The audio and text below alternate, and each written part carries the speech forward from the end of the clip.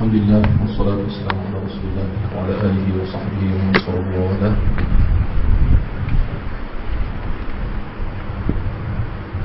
Pertamanya saya ucapkan ribuan terima kasih kepada pihak masjid kerana memberikan ruang untuk kita buat program di sini pada malam ini. Dan yang kedua, terima kasih kepada tuan-tuan dan puan semua muslimat yang hadir.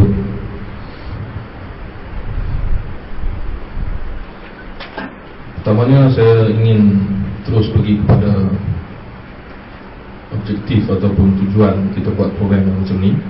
Mungkin daripada penjelasan yang ringkas dalam internet, dalam kita mempromosikan program ini yang baru saja kita putuskan untuk buat di sini, terdapat mungkin beberapa tanggapan tentang apakah tujuan dan matlamat kita buat program ini. Jadi pertamanya tuan-tuan dan puan dah dapat sedikit nota yang saya sediakan. Jadi saya cakap di situ ataupun tulis di situ bahawa program yang kita buat pada malam ini mempunyai 4 tujuan mengikut level ataupun tahap dan juga mengikut komitmen masing-masing. Bermakna yang hadir pada malam ini ataupun yang mendengar rakaman ini boleh melihat kepada diri sendiri manakah objektif yang dia dapat pada malam ini dan boleh dikembangkan. Dan insyaAllah ada perbincangan yang kita buat untuk menyambung program yang seperti ini daripada asas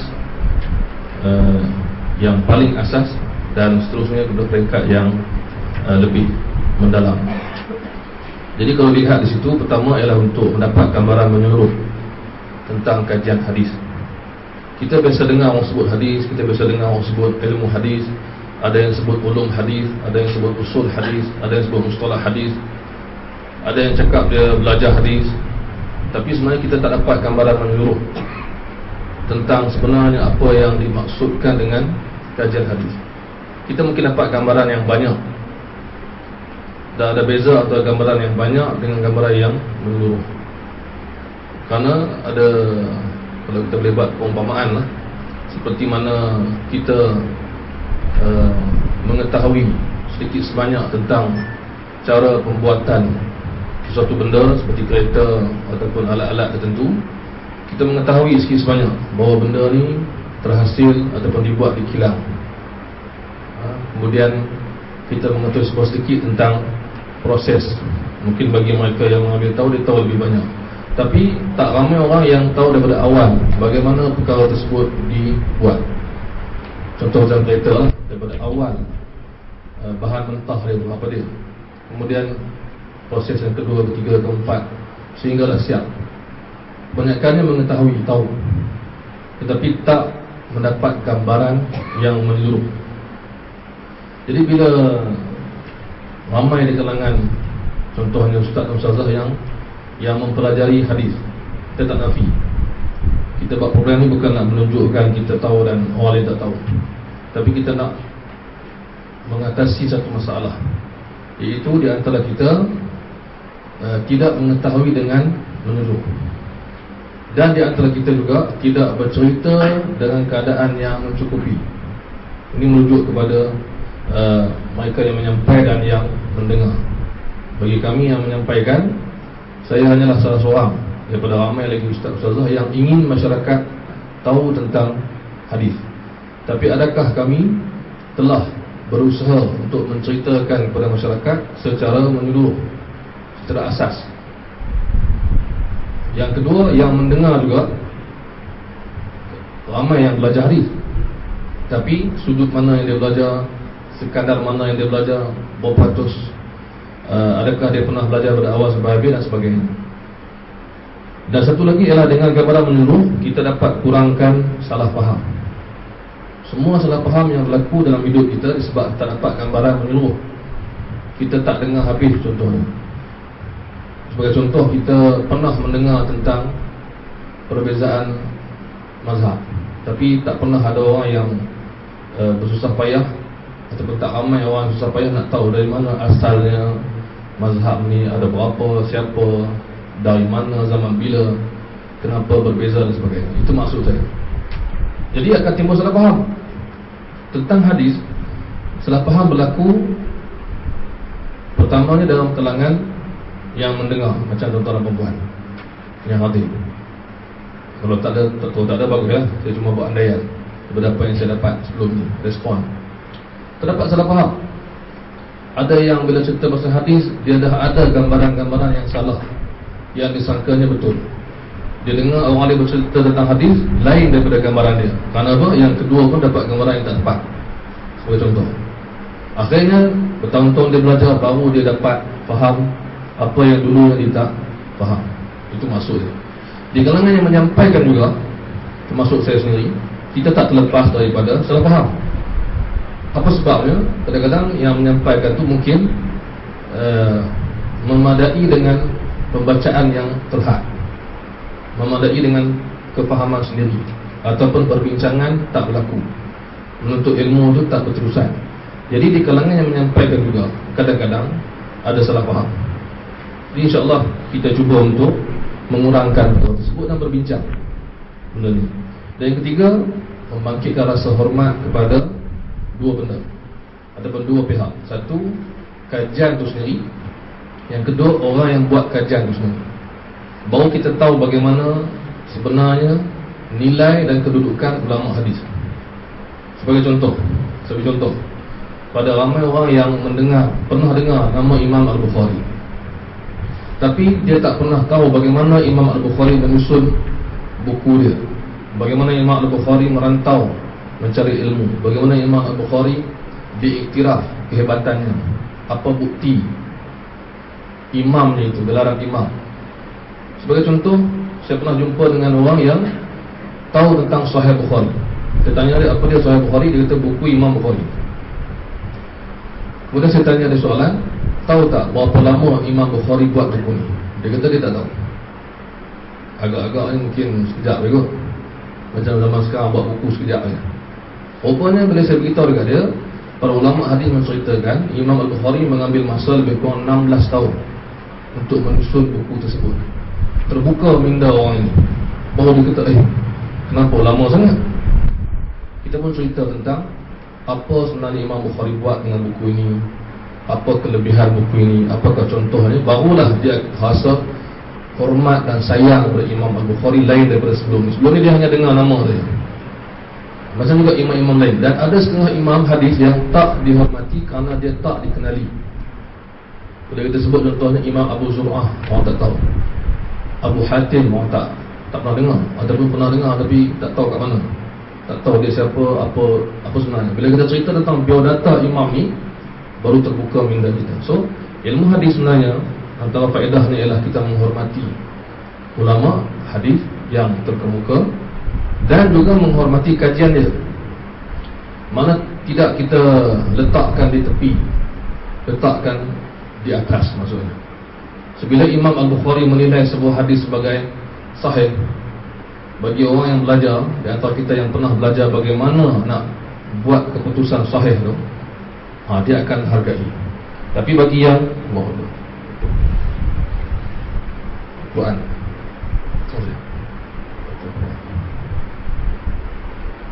tapi bagi orang yang mengetahui bagaimana hasil ataupun terhasilnya perkataan hadis ini sahih, maka dia akan hargai keputusan tersebut. Okay. So itu tujuan ketiga. Dan keempat, bagi siapa yang ingin melanjutkan dan mendalami, maka insyaAllah program sebegini membuka jalan permulaan yang baik.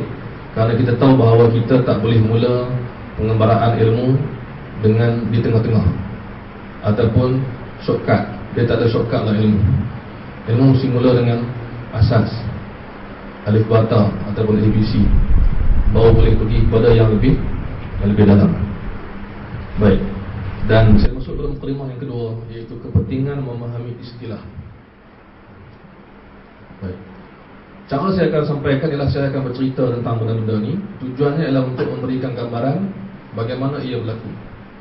Tapi saya tak akan cerita ikut suatu program kita buat tak panjang. Kita ambil 4 jam untuk buat program. 4 jam 2 hari lah, bukan malam ni 4 jam. Jadi habis hilang semangat. Semalam ni 2 jam, insyaAllah kita mula dari 9 suku boleh 2 jam. Tak boleh kita tengok reaksi lah. Tak nampak, tak larat, saya shortcut. Maksudnya saya akan ceritakan, dan nota yang saya bagi ni panduan je. Dan tuan-tuan dan perempuan, tolong catat apa yang saya ceritakan. Dan kalau tak memahami ataupun kurang jelas, kita boleh soalkan. Jadi pertama sekali saya nak mulakan dengan mukadimah, iaitu kepentingan memahami istilah dalam setiap ilmu. Sama ada ilmu tentang Islam ataupun ilmu tentang keduniaan, dia ada terms, dia ada istilah, dia ada perkataan yang tertentu yang mesti difahami, sekurang-kurangnya mesti disedari dia wujud dalam ilmu tersebut. Bagi yang ambil perubatan, dia ada terms dia. Bagi yang ambil kejuruteraan, dia ada istilah dia. Dan bagi yang ambil ilmu-ilmu Islam, dia ada bahagi lagi. Sebagai contoh, mereka yang ambil fiqh, dia akan terbiasa dengan istilah-istilah hukum, dan juga istilah-istilah dalil, dan juga istilah-istilah usul fiqh contohnya yang berkaitan. Begitu juga dengan ilmu hadis, dia ada beberapa istilah. Bukan beberapa, banyak. Tapi istilah-istilah ni kita boleh katakan ada terbagi pada 2. Pertama, istilah yang kerap berulang dalam ilmu hadis. Ini istilah-istilah yang kerap berulang. Seperti istilah apa? Istilah sunnah, istilah hadis, istilah khabar, atau istilah sahih, istilah dhaif. Okey. Dan huraian selanjutnya akan diuraikan malam esok oleh Ustaz Muhammad Anuruddin tentang bagaimana ulama menilai sahih atau dhaif. Kaedah dia. Malam ni saya cuma cerita gambaran tentang istilah sebagai mukadimah. Bila istilah-istilah ni ada, pertama apa? Istilah yang kerap berulang. Kedua adalah istilah yang kalau kita dalami baru kita jumpa, iaitu istilah yang digunakan oleh ahli dalam bidang tersebut, seperti ulama-ulama yang menulis lebih lanjut dalam bidang hadis. Sebagai contoh, kita ambil mana-mana buku. So di antara buku cadangan yang saya nak cadangkan ialah kita ambil mana-mana buku yang bertajuk mustalah hadis, ataupun ilmu hadis, ataupun usul hadis di kedai. Dalam bahasa terjemahan ada, dalam bahasa Indonesia kita Melayu pun ada, English pun ada. English rasa ada buat oleh, saya tak ingat betul, tapi saya jumpa satu buku yang bagus. Kita ambil mana-mana buku ni dan kita lihat dalam tu, dia akan berulang banyak kali beberapa istilah. Tapi bila kita buka buku yang lebih dalam, lebih panjang, lebih tebal tentang topik-topik tertentu, kita akan jumpa istilah yang kita tak pernah jumpa, yang berulang di kalangan yang mempelajarinya dengan mendalam saja. Istilah maksudnya ada banyak. Sebagai contoh, mungkin kita boleh kata istilah sahih, hasan, dhaif, sahih li ghairi, li dzati, ini biasa kita temui, disebut dalam permulaan, dalam mukaddimah ilmu tersebut. Tapi contoh istilah macam kita baca lagi dalam, kita jumpa istilah mudraj, jangan jumpa mungkin, ataupun mudallas, mungkin jangan jumpa, ataupun mudallis, ubah baris pun jangan jumpa. Tapi kita baca, kita akan jumpa. Itu maksud saya. Jadi apakah cara untuk kita berinteraksi? Ini saya nak ceritakan pada malam ni, sebagai mukadimah dulu. Iaitu dalam poin yang saya bagi 4 poin ni, ialah pertamanya adalah terdapat, kita kena sedar bahawa terdapat banyak istilah yang wujud ini. Dan di antara istilah ini, ia mesti difahami dengan teliti. Kerana terdapat beberapa istilah yang ramai orang kata senang nak faham, ringkas. Sebenarnya tidak seperti itu. Jadi kita untuk mendalami ilmu ni, kita perlu sedar benda ni, iaitu istilah sahih, hasan, dhaif sampai ke tahap istilah yang lain, syadz ke, mungkar ke, makbul ke, apa benda, kadang-kadang dia mengandungi penjelasan yang amat mendalam. Maknanya kalau boleh saya katakan, kalau kita baca buku-buku yang ringkas, kita dapat 1 atau 2 penjelasan yang kita boleh terima, tapi sebenarnya ada lagi yang mendalam. Kenapa saya beritahu benda ni? Sebab kalau kita di antara kita nak belajar lagi ilmu hadis, kita kena sedar benda ni supaya kita berhati-hati. Supaya tak kita nanti sebagai contoh, dia hafal beberapa istilah, bila kita beritahu nak makna yang lain, dia kata saya tak pernah jumpa pun, maksudnya. Ataupun dia kata ini tak betul ni, saya belajar bukan macam ni, itu maksud. Sebenarnya dia lebih kepada belajar itu permulaan atau pertengahan atau mendalam. Jadi istilah-istilah ni muncul bila? Dia muncul sejak dulu dan dia berkembang. So perkembangan inilah yang kita kena hati-hati. Perkembangan istilah. Istilah ni muncul, dan istilah ni akan diuraikan lanjut oleh Ustaz Anuruddin malam esok. Apakah bentuk istilah-istilah yang berkaitan dengan sahih dan dhaif semua ni? Bila dia muncul, sudah pasti dia melalui perubahan dan perkembangan dalam tempoh masa yang lama. Jadi ada setengah-setengah makna. Sebagai contoh, mana yang belajar hadis dia tahu, mana yang belum tahu saya nak beritahu. Contoh kita ambil istilah hadis mungkar. Mungkar, ini bukan cegah mungkar, ini hadis mungkar. Walaupun nampak lebih kurang sama dari segi bahasa. Bila kita rujuk buku-buku mustalah hadis daripada dulu, kemudian melalui tempoh masa yang lama hingga sekarang, terdapat maksud yang pelbagai yang kita jumpa tentang hadis mungkar. Jadi apakah maksud sebenar? Jadi kalau kita tak sedar benda ni, kita akan cakap hadis mungkar, kita ambil satu buku ringkas zaman moden ni, ialah hadis yang contohnya diriwayatkan oleh seorang rawi yang dhaif yang menyalahi apa yang diriwayatkan oleh rawi yang siqah, contohnya. Kalau itu contoh yang dia bagi, kita pun pegang dengan makna ni, makna istilah ni sampai bila-bila.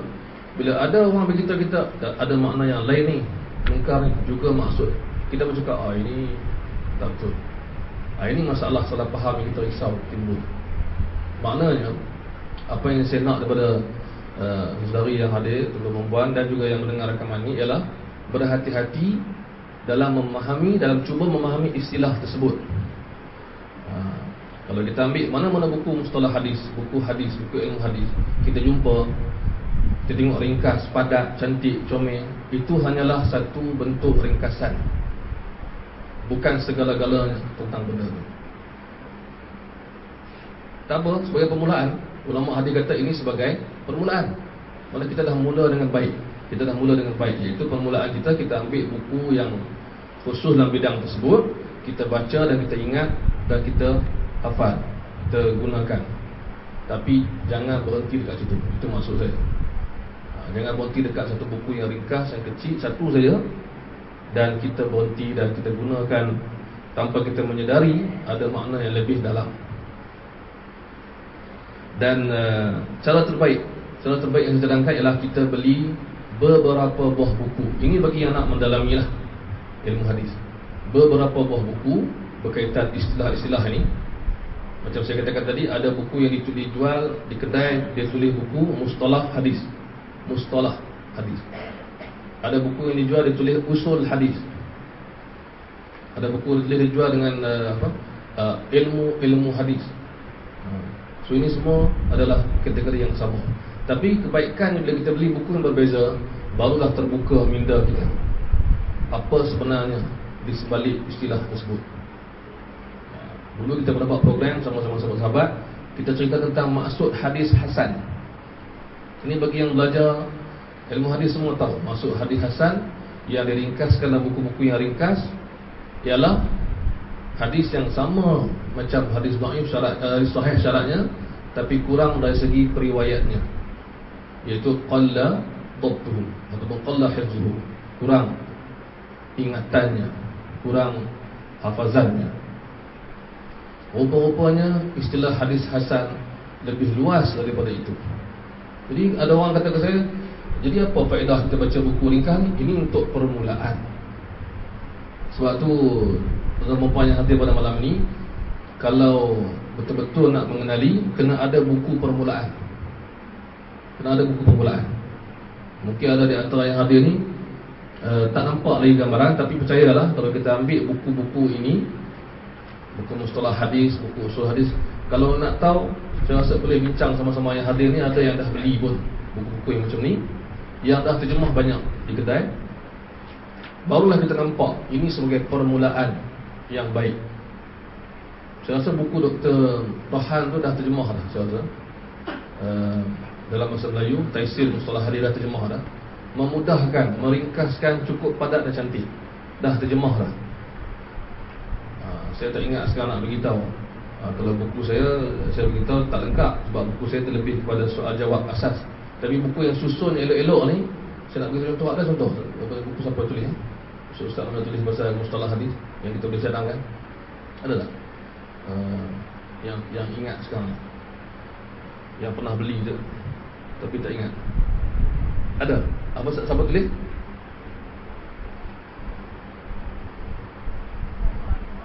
Oh, itu bukan, itu huraian hadis.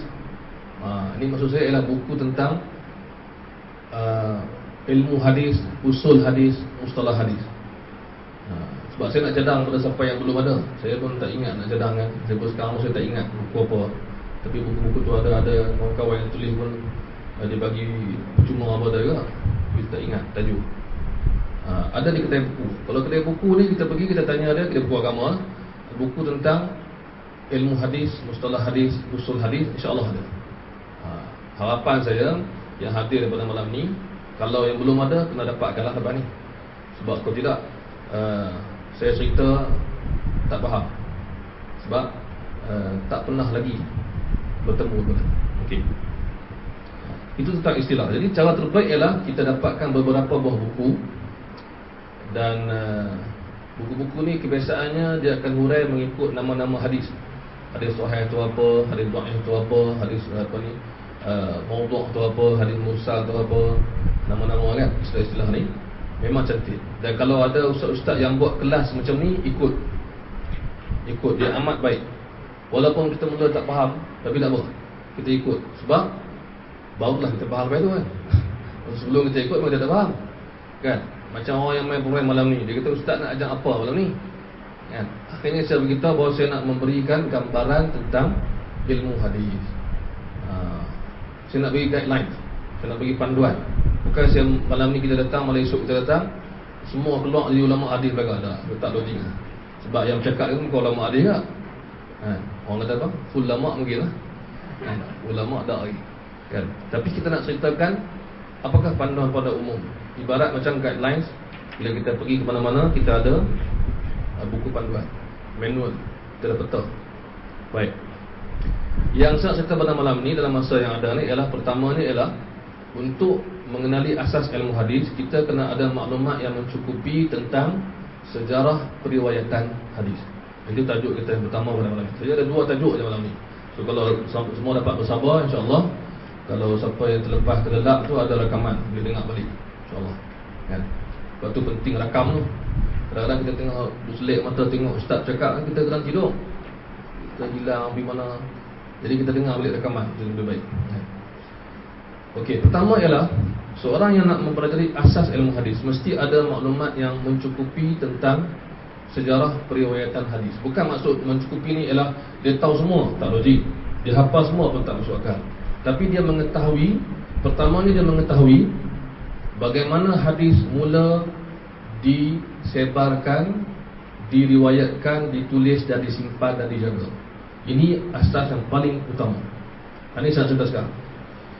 Iaitu hadis adalah kata-kata Nabi SAW yang kita semua tahu, perbuatannya, sifatnya, pengakuannya, segala-galalah yang berkaitan dengan Nabi, yang bermula ataupun kita kata mula betul-betul hadis Nabi ni bila mulanya Nabi dilantik menjadi rasul. Inilah permulaan. Dan sejak pada hari itu hadis tersebar. Okey.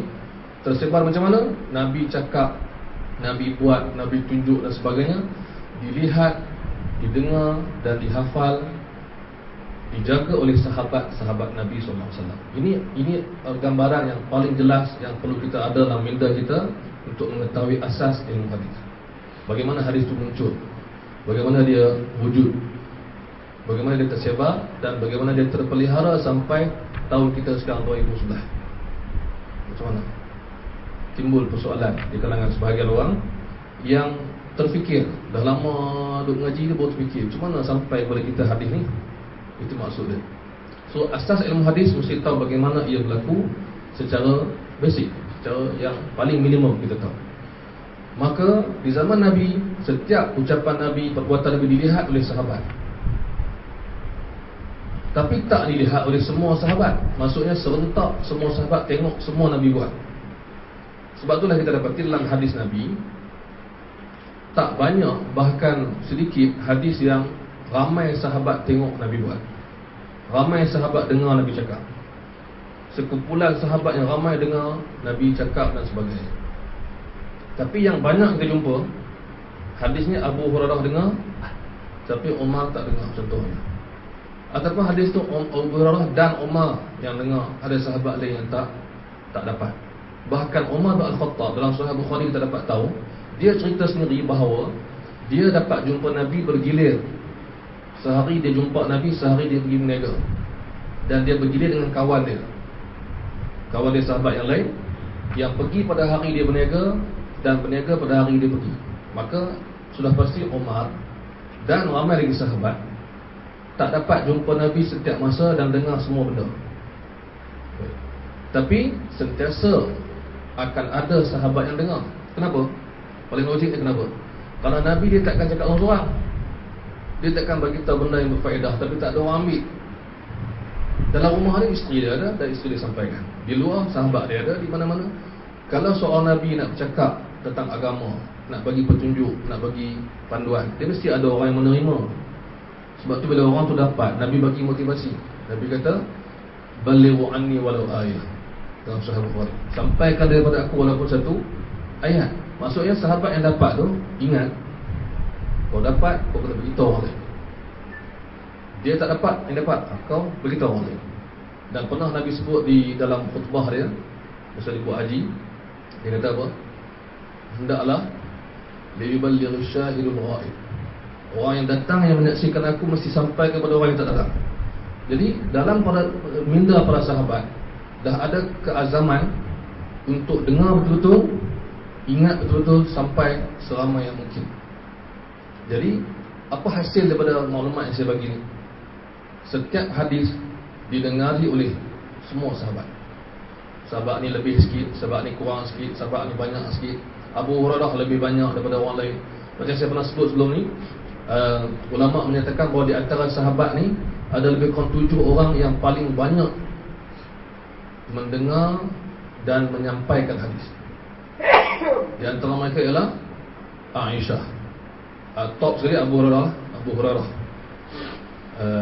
Aisyah isteri dia, Anas bin Malik khadam dia selama 10 tahun di Madinah, Jabir bin Abdullah, Abu Sa'id Al-Khudri, Ibnu Abbas, Ibnu Umar. So ini nama-nama yang top dalam banyak menyampaikan hadis. Top sekali, paling banyak. Tapi kalau dilihat yang paling banyak ambil hadis dan sampaikan dan sebarkan ni siapa? Abu Hurairah. Bila dia masuk Islam? Lewat ketika 4 tahun terakhir Nabi hidup dia masuk Islam. Tapi dia maksimumkan masa dia dengan Nabi, sentiasa ikut Nabi sampai tak makan, tak minum kadang-kadang, sampai gastrik, sampai pingsan. Sampai pingsan. Pernah dalam Sahih Bukhari Nabi kejutkan dia pingsan, dan Nabi cari susu bagi dia minum. Kesian kat dia. Dia ikut Nabi. Sampaikan sahabat Nabi lain puji Abu Hurairah, kata kami ada masa kami pergi bekerja, tapi Abu Hurairah dialah yang ikut Nabi. Lapar ke, kenyang ke, dia ikut Nabi. Jadi Abu Hurairah mewakili sahabat yang banyak mengambil hadis dari Nabi. Dalam masa yang sama, sahabat lain pun dengar hadis dari Nabi. Di antara mereka ada yang sedikit sangat dengar hadis dan sampaikan. Tapi kesemua mereka memahami hadis tersebut. Walaupun dia tak dengar direct, kadang-kadang dia dengar daripada sahabat dia. Sebab tu Nabi SAW pernah menghantar utusan mengajarkan Islam kepada orang yang duduk jauh sikit daripada dia. So itu apa yang berlaku tu? Itu dia tak dengar, tapi ada orang yang dihantar kepada mereka untuk mengajar. Hadis tetap sampai. Kemudian di kalangan yang dengar tu, datang jumpa Nabi pula, nak pasti, nak lagi syok, nak lagi kuat. Datang kepada Nabi cakap, Rasulullah, engkau telah menghantar kepada kami satu utusan, ya, tapi aku datang nak kuatkan lagi, nak tegaskan. Nabi pun iyakan dia. Itu maksud dia. So itu kita kena faham. Hadis tersebar di kalangan sahabat Nabi sepenuhnya. Dan itulah tujuan Allah mengutuskan Nabi untuk menyebarkan Islam kepada semua orang. Kemudian di antara sahabat, ramai, bahkan terlalu ramai yang menghafal hadis. Itu kita kena tahu. Sebagai nak mendalami ilmu hadis, kita mesti tahu benda-benda. Apa yang saya beritahu ni sebenarnya adalah poin-poin penting yang kita kena tahu. Sebab kalau orang tanya kita tentang penulisan hadis, penyampaian hadis, penyebaran hadis, kita dah boleh jawab. Itu maksudnya. So kita kena tahu perkara seterusnya ialah ramai sahabat menghafal hadis. Menghafal, maksudnya dia tengok Nabi cakap, betul-betul dipaham dan dia hafal, dia beritahu orang lain.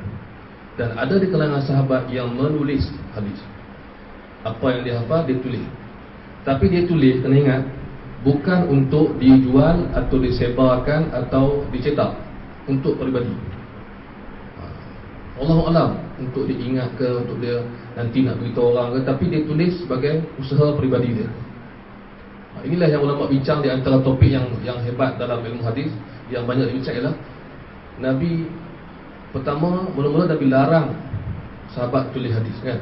Terus kita semua tahu siapa yang belajar hadis, siapa yang tak belajar hadis. Saya nak beritahu, Nabi pernah melarang sahabat tulis hadis di awal-awal tu. Nabi nak galakkan supaya dengar betul-betul, hafal.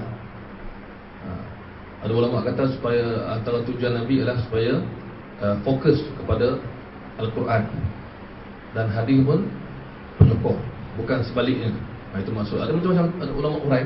Yang penting Nabi pernah melarang, dan kemudian Nabi benarkan, bahkan Nabi suruh. Dan itulah yang berlaku sepanjang hidup selepas itu, sepanjang hidup Nabi sepanjang sahabat, ada yang menulis. Dan di antara sahabat yang menulis seperti Abdullah bin Amr bin Al-As, yang pernah diejek ataupun dikritik, dipetikai oleh sebahagian orang yang tak berilmu di zaman itu. Mungkin di kalangan orang kafir, mungkin di kalangan orang Arab yang baru masuk Islam mungkin. Dia petikai, kenapa kau tulis semua hadis Nabi ni? Kan ke Rasulullah itu manusia, kadang-kadang dia marah, kadang-kadang dia okey. Kenapa kau tulis semua? Nampak cara cakap tu tak betul. Abdullah pun terasa, dia jumpa Nabi. Nabi marah, Nabi kata, uktub, tulislah. Semua yang aku cakap ialah kebenaran. Bermakna Nabi membenarkan, menggalakkan. Sahabat yang boleh tulis, yang boleh hafal. Baik. Timbul satu persoalan. Orang tanya kita, kalau kita cakap sebenarnya, macam mana sahabat boleh hafal hadis? Kita nak hafal hadis 40 tak boleh? Contoh soalan, saya tak faham belakang pun, ya. Kita duk hafal hadis tu, saya 1-2 hadis ingat, 40 tak ingat lah. Tapi saya khatam hadis 40. Itu kehebatan muslimat di masjid ni, dia khatam hadis 40. Tapi nak hafal satu hari.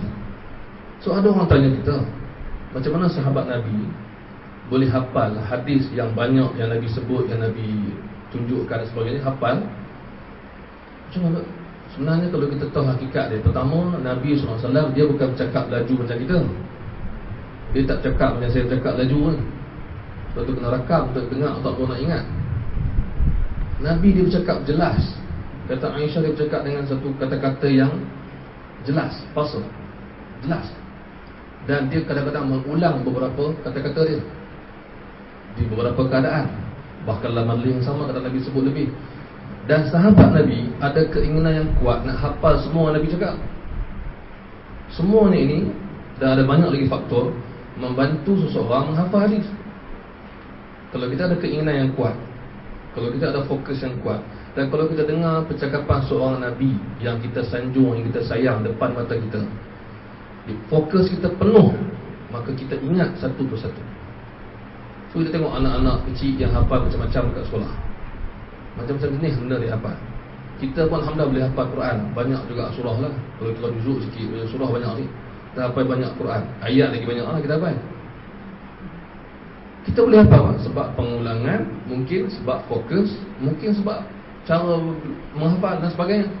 Maka ini menyebabkan sahabat Nabi tak diragui lagi memang boleh menghafal hadis.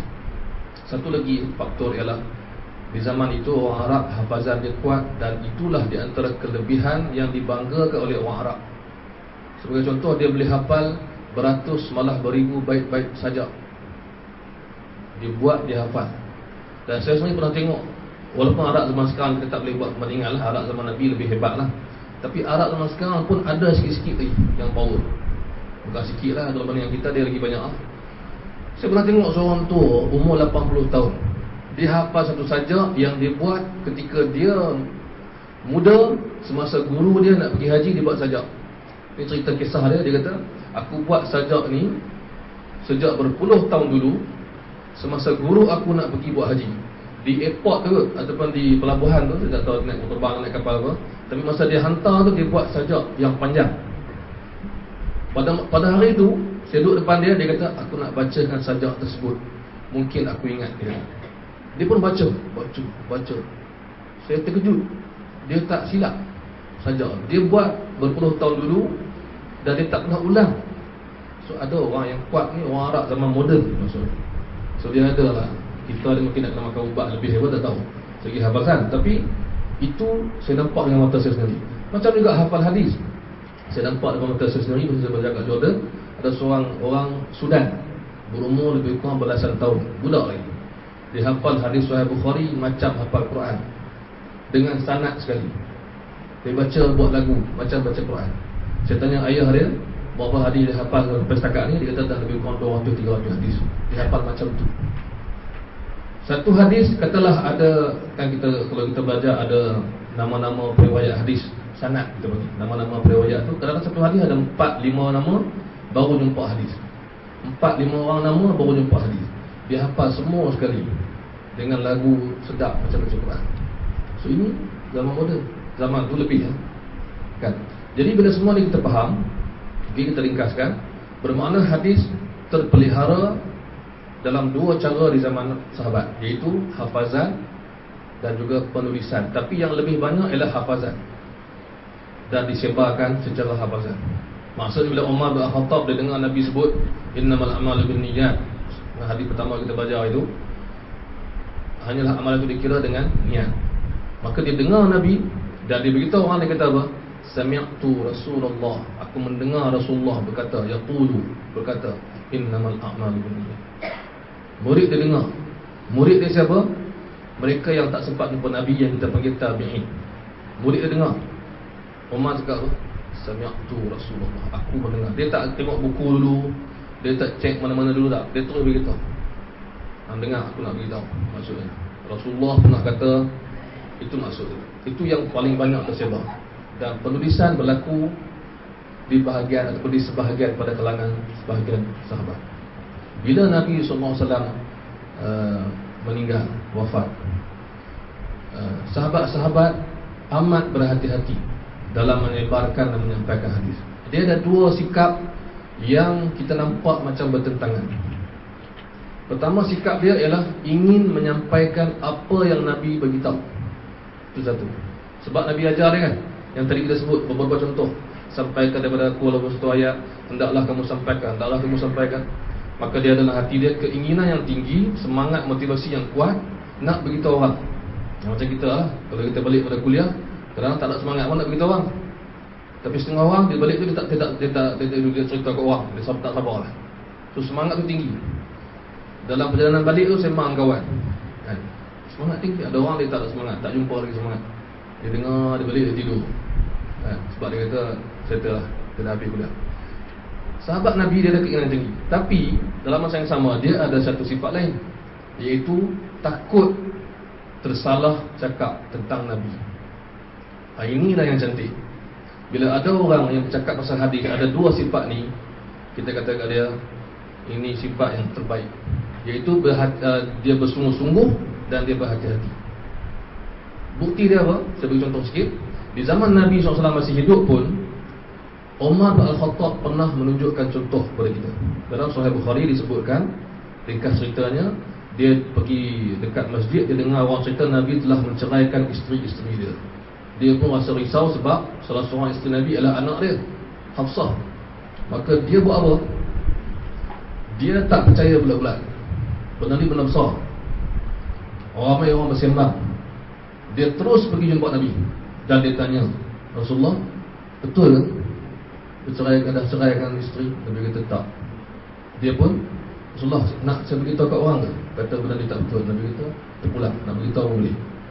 Malah sekarang ni dia menunjukkan contoh sikap dia yang berhati-hati. Dia bukan semata-mata dengar satu, okey jom kita pergi beritahu kat orang. Sebab sampaikan daripada aku walaupun satu ayat, tak. Sebelum sampaikan, dia cek dulu. Soalan yang orang tanya saya kadang-kadang, sahabat yang cerita mula-mula tadi tu dia tipu ke? Tak, bukan tipu. Dia silap dengar, silap faham, salah sangka. Ini orang yang baik. Orang yang baik dia tak tipu, tapi dia boleh tersilap. Sebab tu di kalangan sahabat ke, di kalangan tabi'in ke, di kalangan ulama hadis ke, ada satu benda yang kita risau, iaitu tersilap. Tetapi Alhamdulillah Allah pelihara. Bila seorang silap, yang lain betulkan. Seorang silap, 10 orang betulkan. Seorang silap, 100 orang betulkan. So itu yang berlaku dalam hadis. Dalam masyarakat kita pun sama juga. Ada orang dia baik, tapi dia silap. Cerita dia semua salah. Lepas tu kita macam cakap ni pembohong. Bukan pembohong, mungkin dia nyanyuk, mungkin dia silap dengar, mungkin dia gopoh. Ada seorang cakap kalut, yang cakap laju, dia silap kan? Nak beritahu 10 jadi 100 contoh. Nak beritahu kenal, mungkin 6,5 contoh. Kita macam cakap ni penipu punya orang, nampak baik. Tak, bukan tipu, tersilap. Tapi ada orang yang penipu. Tapi zaman sahabat dia tak ada benda macam tu. Dia ada silap. Baik. Bila Rasulullah SAW meninggal, wafat, apa yang berlaku di kalangan sahabat? Lebih berhati-hati dan lebih bersungguh-sungguh. Dia semakin naik motivasi dia. Sebab apa? Sebab Nabi SAW kalau dia masih hidup, kita boleh tanya dia, kita boleh apa-apa jumpa dia. Tapi lepas Nabi SAW wafat, siapa lagi kita nak tanya melainkan sahabat Nabi.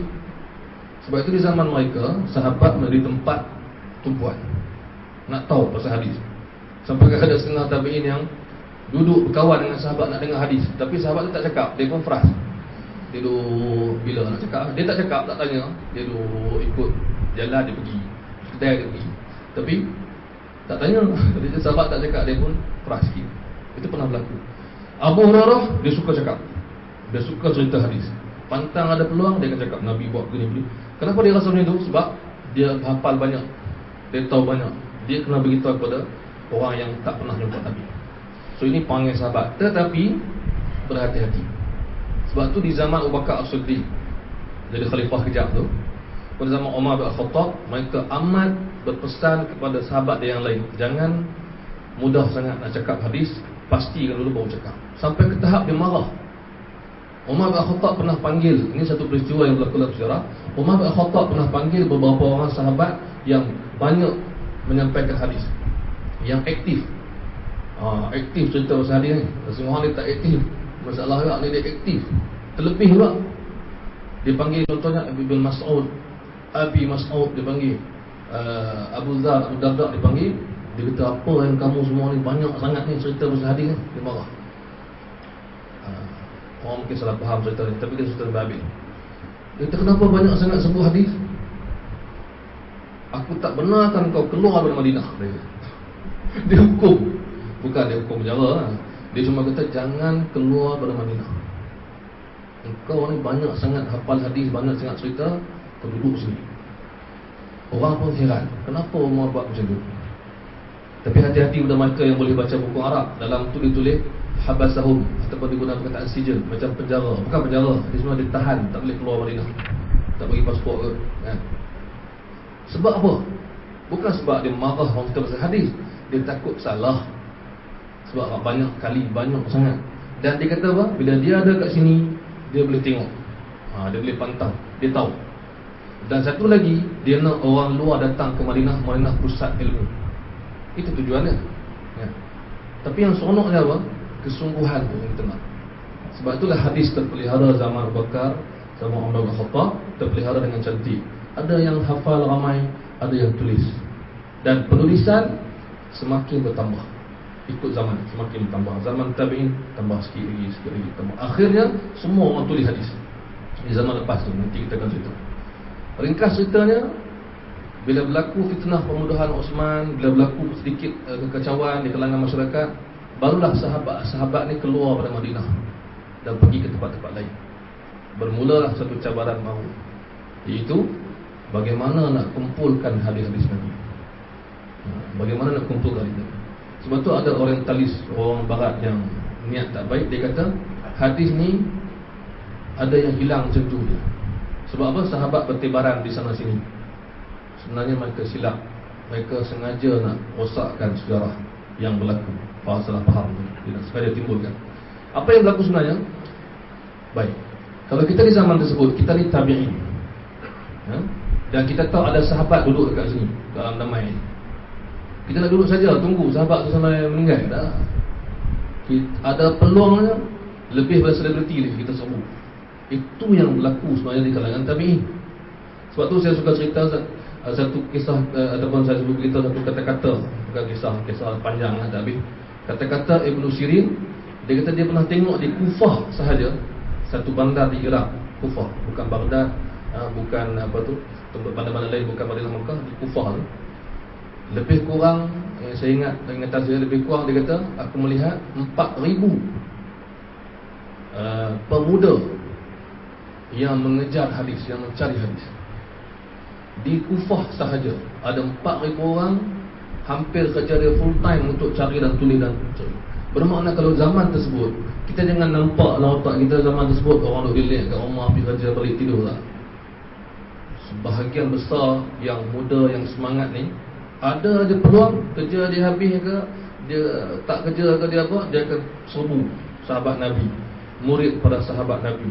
Hadis, siapa ada hadis dengar, kau ada apa hadis, aku cari, aku tulis. Dan pengembaraan berlaku, sehingga kan ulama ada kata di zaman itu, kalau kita boleh hidup zaman itu, kita akan nampak pengembaraan sentiasa berlaku mencari hadis. Sebab bandar-bandar jauh, makna aktiviti pencarian hadis ni begitu hebat, begitu banyak. Ini saya kena beritahu, sebab setengah orang dia belajar ilmu hadis, dia skip sejarah. Bila orang tanya dia macam mana jadi zaman tu, macam mana orang, saya tak tahu. Jadi dia percaya seorang-seorang tu, saya sekala tak, ini full time nak kerja. Dia tulis, bukan setakat sekali tulis, ada yang pergi banyak kali, ada yang hafal. Sebab tu ada di kalangan ulama hadis zaman dulu yang pergi ke rumah untuk belajar hadis. Bukan dia tunggu kelas kat masjid, dia cari dekat rumah. Ada yang tunggu pintu rumah, tunggu syekh keluar, tunggu sahabat keluar, tunggu tabi'in keluar. Ada yang belajar dekat ruang luar, ada yang dekat tepi jalan. Sebab apa? Sebab ini hadis Nabi. So benar maklumat yang nak beritahu daripada kisah ni ialah hadis tu terpelihara dengan cara pengajian, penyebaran, hafazan dan tulisan yang begitu pesat berlaku, yang begitu hebat berlaku. Sebab itulah setiap zaman tu, sekarang kita masuk zaman tabi'in, dan lepas tu kita masuk zaman tabi'in, yang lepas tu mereka telah menjaga khazanah ini dan tidak terlepas daripada semua mereka. Contoh, kalau saya tabi'in, saya ada banyak hadis, tapi tak semua kan, tapi kawan saya ada banyak, kawan lagi ada banyak, dah ramai, maka semuanya menyimpan dan memelihara. Sebab sebegitu banyak sebab setengah orang belajar ilmu hadis, dia ada salah faham tentang hadis bagaimana sampai kepada kita. Ia sampai lengkap dan sempurna, tapi cara tu macam-macam.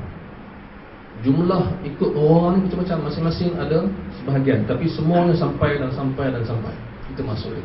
So ini kita kena tanam dulu. Sebab ada orang cuba ragukan, dia kata hadis ada yang tak sampai. Sebagai contoh, kita pun percaya, oh betul juga, zaman tu apa kan susah nak apa. Kita dah mula masuk situ, kita dah mula masuk logik. Zaman tu pula kan luas kan negara Islam, nak guna kah, nak pergi Iraq kan jauh. Cuma mana hadis nak sebab, kita dah mula lah. Sebab kita tak dapat gambaran. Itu gambaran menyeluruh tadi, gambaran. Kemudian penulisan, kita pergi pada penulisan. Bila mereka tulis dengan disiplin, tulis dengan jelas, tulis dengan pengesahan. Pengesahan macam mana? Dia bukan macam kita sekarang nak beli buku pergi kedai, dia kena salin. So kadang-kadang dia pergi jumpa sahabat ke tabi'in ke, jumpa ulama lepas tu ke, dia kena salin. Salin ada banyak cara. Antaranya dia salin daripada kawan dia. Contohnya kita ramai-ramai pergi mengaji hadis dengan syekh ni zaman tu. Zaman awal tak ada buku dijual lagi, so kita pun salin. Kau salin apa? Nak salin tak? Salin. Tapi mereka disiplin, dia tak akan sebarkan melainkan selepas dapat pengesahan. Apa bentuk pengesahan dia? baca depan guru. Maksud saya, pergi 2 orang dengan kawan saya. Dia belajar hadis, dia dah salin, saya belum. Saya baru nak start. Saya pun salin daripada dia, tapi saya tak boleh beritahu orang. Saya kena pergi jumpa guru tadi dan baca balik satu persatu sampai dia sahkan, okey, kau lulus, kau boleh sebarkan.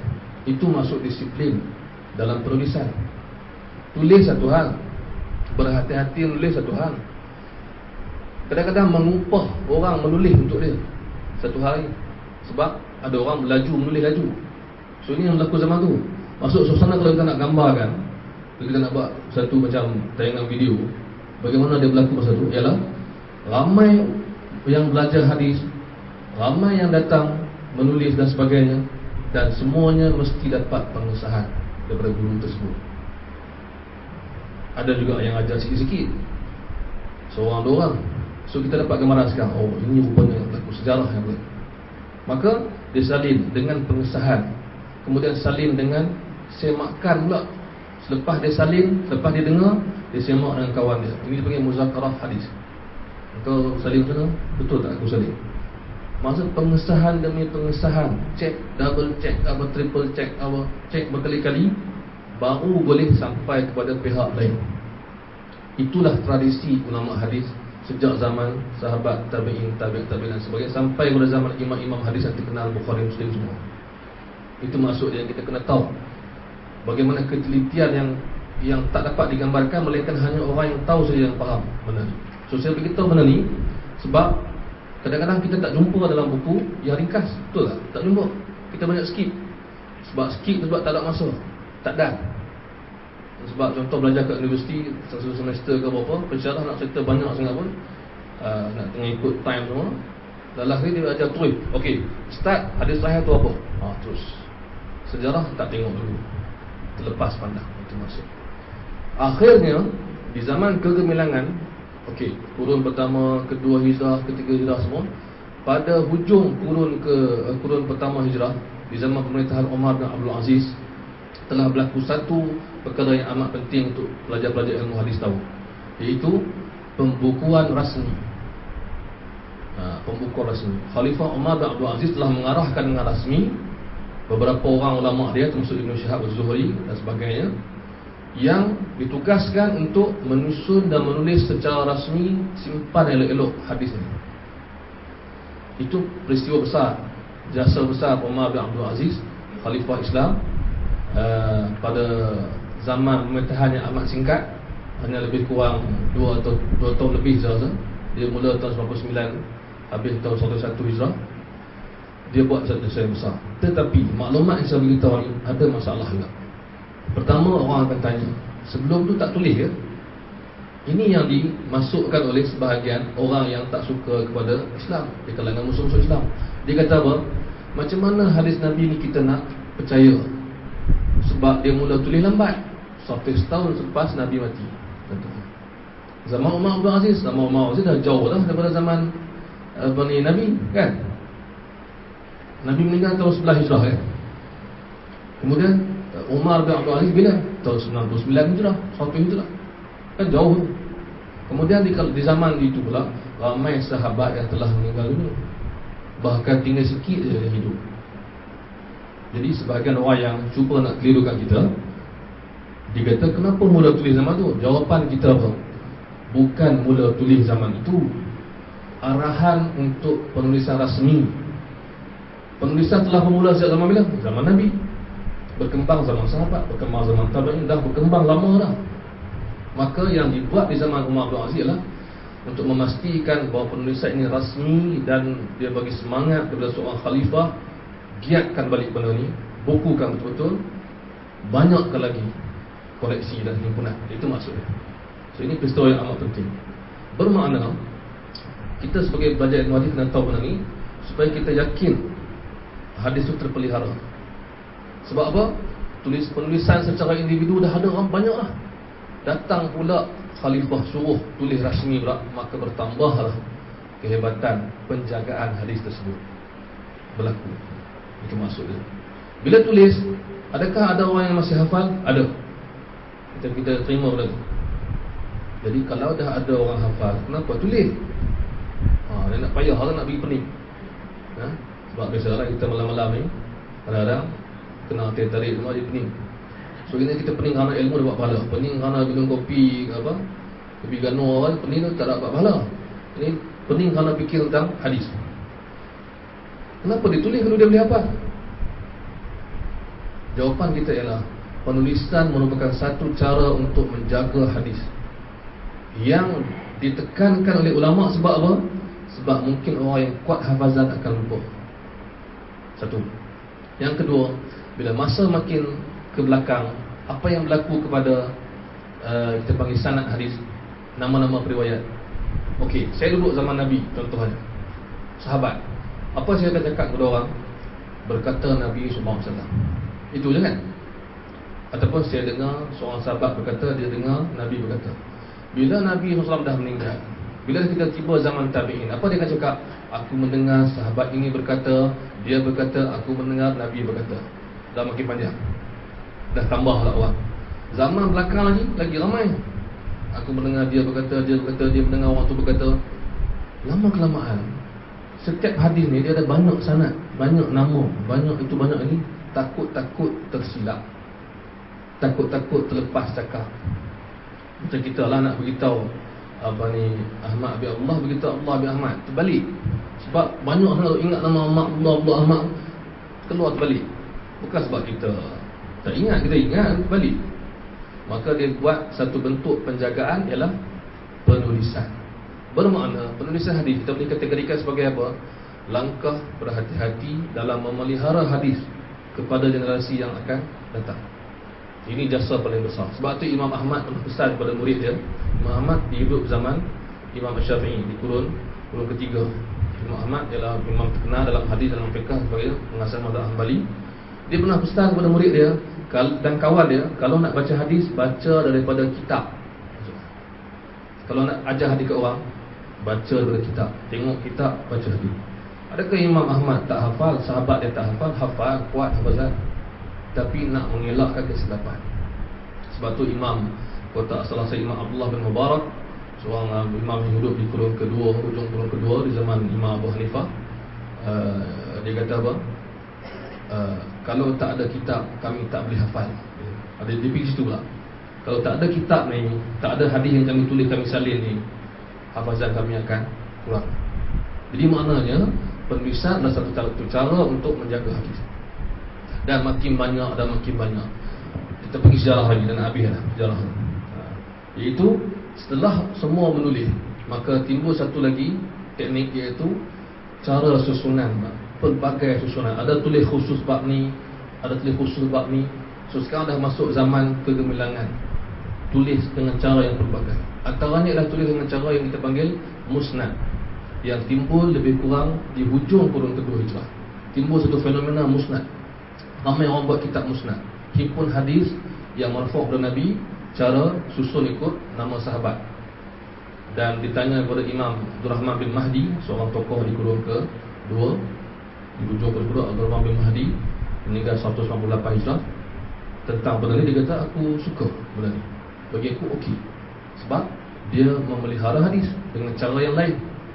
Tetapi dia kata kena jaga dari segi kesahihan, sah ke tidak, tapi tak tulis dulu. Kemudian timbul pada zaman lepas tu, kita tahu munculnya buku-buku yang dinamakan buku-buku sahih. Lepas tu kita jumpa buku Sahih Bukhari, Sahih Muslim. Lepas mereka Sahih Ibn Hibban contohnya, yang ada beza nama dia lah. Tapi yang betul-betul Sahih Bukhari Muslim. Bila Bukhari Muslim? Zaman bila? Zaman kegemilangan. Zaman dah sampai satu peringkat, dah banyak dia panggil cara-cara pemeliharaan hadis tu dah berkembang banyak. Okey, berkembang tu pun ada orang tak baca kan, dia cerita lepas ni sikit lagi. Pasal berkembang tu ada masalah. Dia orang tanya masalah. Kita pun dia tahu berkembang okey, tak masalah. Ada orang dia fikir lain, dia fikir lebih. Baik, Imam Bukhari buat buku Sahih Bukhari. Kenapa Imam Bukhari buat buku yang kumpul hadis sahih sahaja? Sebab keperluan, sebab kepelbagaian, sebab dah ramai yang kumpul hadis cara yang macam lama, kita buat cara baru pula. Dicadangkan oleh guru dia, iaitu Ishaq bin Rahawai atau Rahawiyah. Guru dia kata, kalaulah ada di kalangan kamu yang boleh tulis hadis sahih, kumpulkan. Kalaulah ada, maka dia kata terlintas di hati aku nak buat. Maksud Imam Bukhari duduk depan guru dia, dan guru dia bagi idea, lontar kan, siapa sambut? Imam Bukhari sambut, dia buat. Sebenarnya ni tak lontar ke apa? Lontar sikit. Jadi sambut oleh seorang. Saya benda bangunkan dia buat. Persoalan sekarang, saya nak urai sikit sebab ni penting untuk diketahui supaya kita cerita ke orang ni. Ini lebih kurang macam saya bersyarah ni untuk macam apa, mega direct selling lah, kan? Supaya yang hadir ni boleh cerita ke orang, kan? Benda tu produk ni hadis lah. Baik. Ada orang kata, macam mana ustaz boleh cakap, macam mana seorang macam kita boleh cakap ada perkembangan ilmu hadis? Maksudnya apa? Dulu tak kembang, dulu mundur, sekarang maju gitu. Tak, bukan maksud macam tu. Salah tu. Maksud berkembang ialah munculnya cara-cara yang baru memelihara hadis disebabkan muncul cabaran-cabaran baru. Itu maksudnya. Boleh? Hebat. Nanti saya tak faham, semua tak faham. Maksudnya begini, di zaman sahabat ada tak masalah orang menipu, orang cipta hadis palsu? Ada? Tak ada. Sahabat semua okey. So tak ada keperluan untuk kita jaga-jaga tentang tipu tu. Tapi bila dah masa makin berubah, dah masa dah belakang-belakang, dah zaman belakangan ni, zaman lepas tu dah beratus tahun, munculnya pencipta hadis palsu. So apa ulama kena buat? Kita kena cipta satu cara nak detect siapa buat hadis palsu. So timbul cara nak detect ni, detection ke apa? Itu maksud saya pun tak tahu. Cara nak kesan ni, muncul cara ni, adakah sebab dulu mundur sekarang maju? Tak. Dulu tak ada cabaran, sekarang ada cabaran. Okey. Dulu tak ada keperluan, sekarang ada keperluan. Itu masuk perkembangan yang saya beritahu. Suatu bila kita beritahu zaman Bukhari ni zaman yang berkembang pesat ilmu hadis disebabkan banyak cabaran. Timbul banyak cara untuk menghadapi cabaran. Okey. Antara cabaran lain yang saya boleh bagi contoh ialah cabaran sahabat Nabi bertebaran di banyak tempat. Di zaman Umar Al-Khattab, adakah ada masalah? Tak ada masalah, sebab kita dah beritahu tadi, Umar suruh sahabat duduk Madinah. Siapa nak hadis, datang Madinah. So kita okey lah, selamat. Bila zaman Osman telah dibunuh dan sebagainya, dan syahid, dan juga lepas tu sahabat mula pergi banyak tempat, apa timbul cabaran baru? Cabaran ni ialah ruang nak cover tu dah diluai, coverage dah luai. So apa kita kena buat? Kita kena kejar. Dulu kita pergi Madinah semua ada contoh kan. Sekarang kita kena kejar, nak pergi Kufah kejap, pergi Baghdad, apa kita nak buat? Ada sahabat kat mana kita kena detect, cari. Tak ada GPS tapi boleh cari. Itu hebat. Boleh cari, boleh jumpa.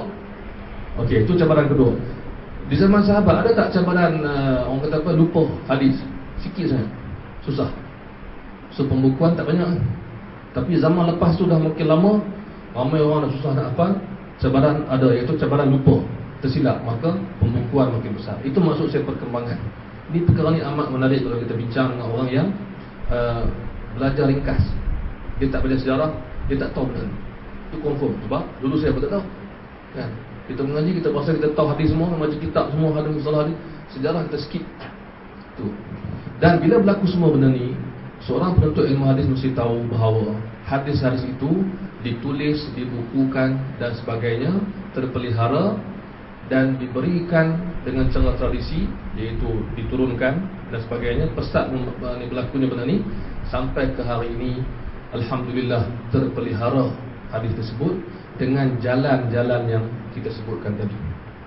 So ini sampai tekan ni saya rasa saya kena berhenti tajuk pertama, iaitu saya dah ceritakan sejarah periwayatan, bagaimana dia berlaku, maklumat penting untuk berkaitan dia. Dan ada lagi yang saya rasa yang saya tak beritahu, tapi saya terpaksa stop untuk pergi kepada perkara yang kedua. Mana yang paling penting sekarang ni ialah seorang penuntut ilmu hadis, sebelum dia belajar ilmu hadis, dia mesti tahu bagaimana sejarah datangnya hadis tu pada kita. Macam orang tanya Islam datang ke tanah Melayu macam mana, melalui pedagang Melaka. Kita kena tahu semua tahap tu. Kalau boleh kena tahu pedagang mana dia datang, macam mana dia sebarkan Islam, kat pelabuhan ke, kat masjid ke, dekat pokok ke. Kalau boleh kita tahu bertahap tu, barulah kita dikata pakar sejarah. Nak belajar ilmu hadis, kita mesti sejarah.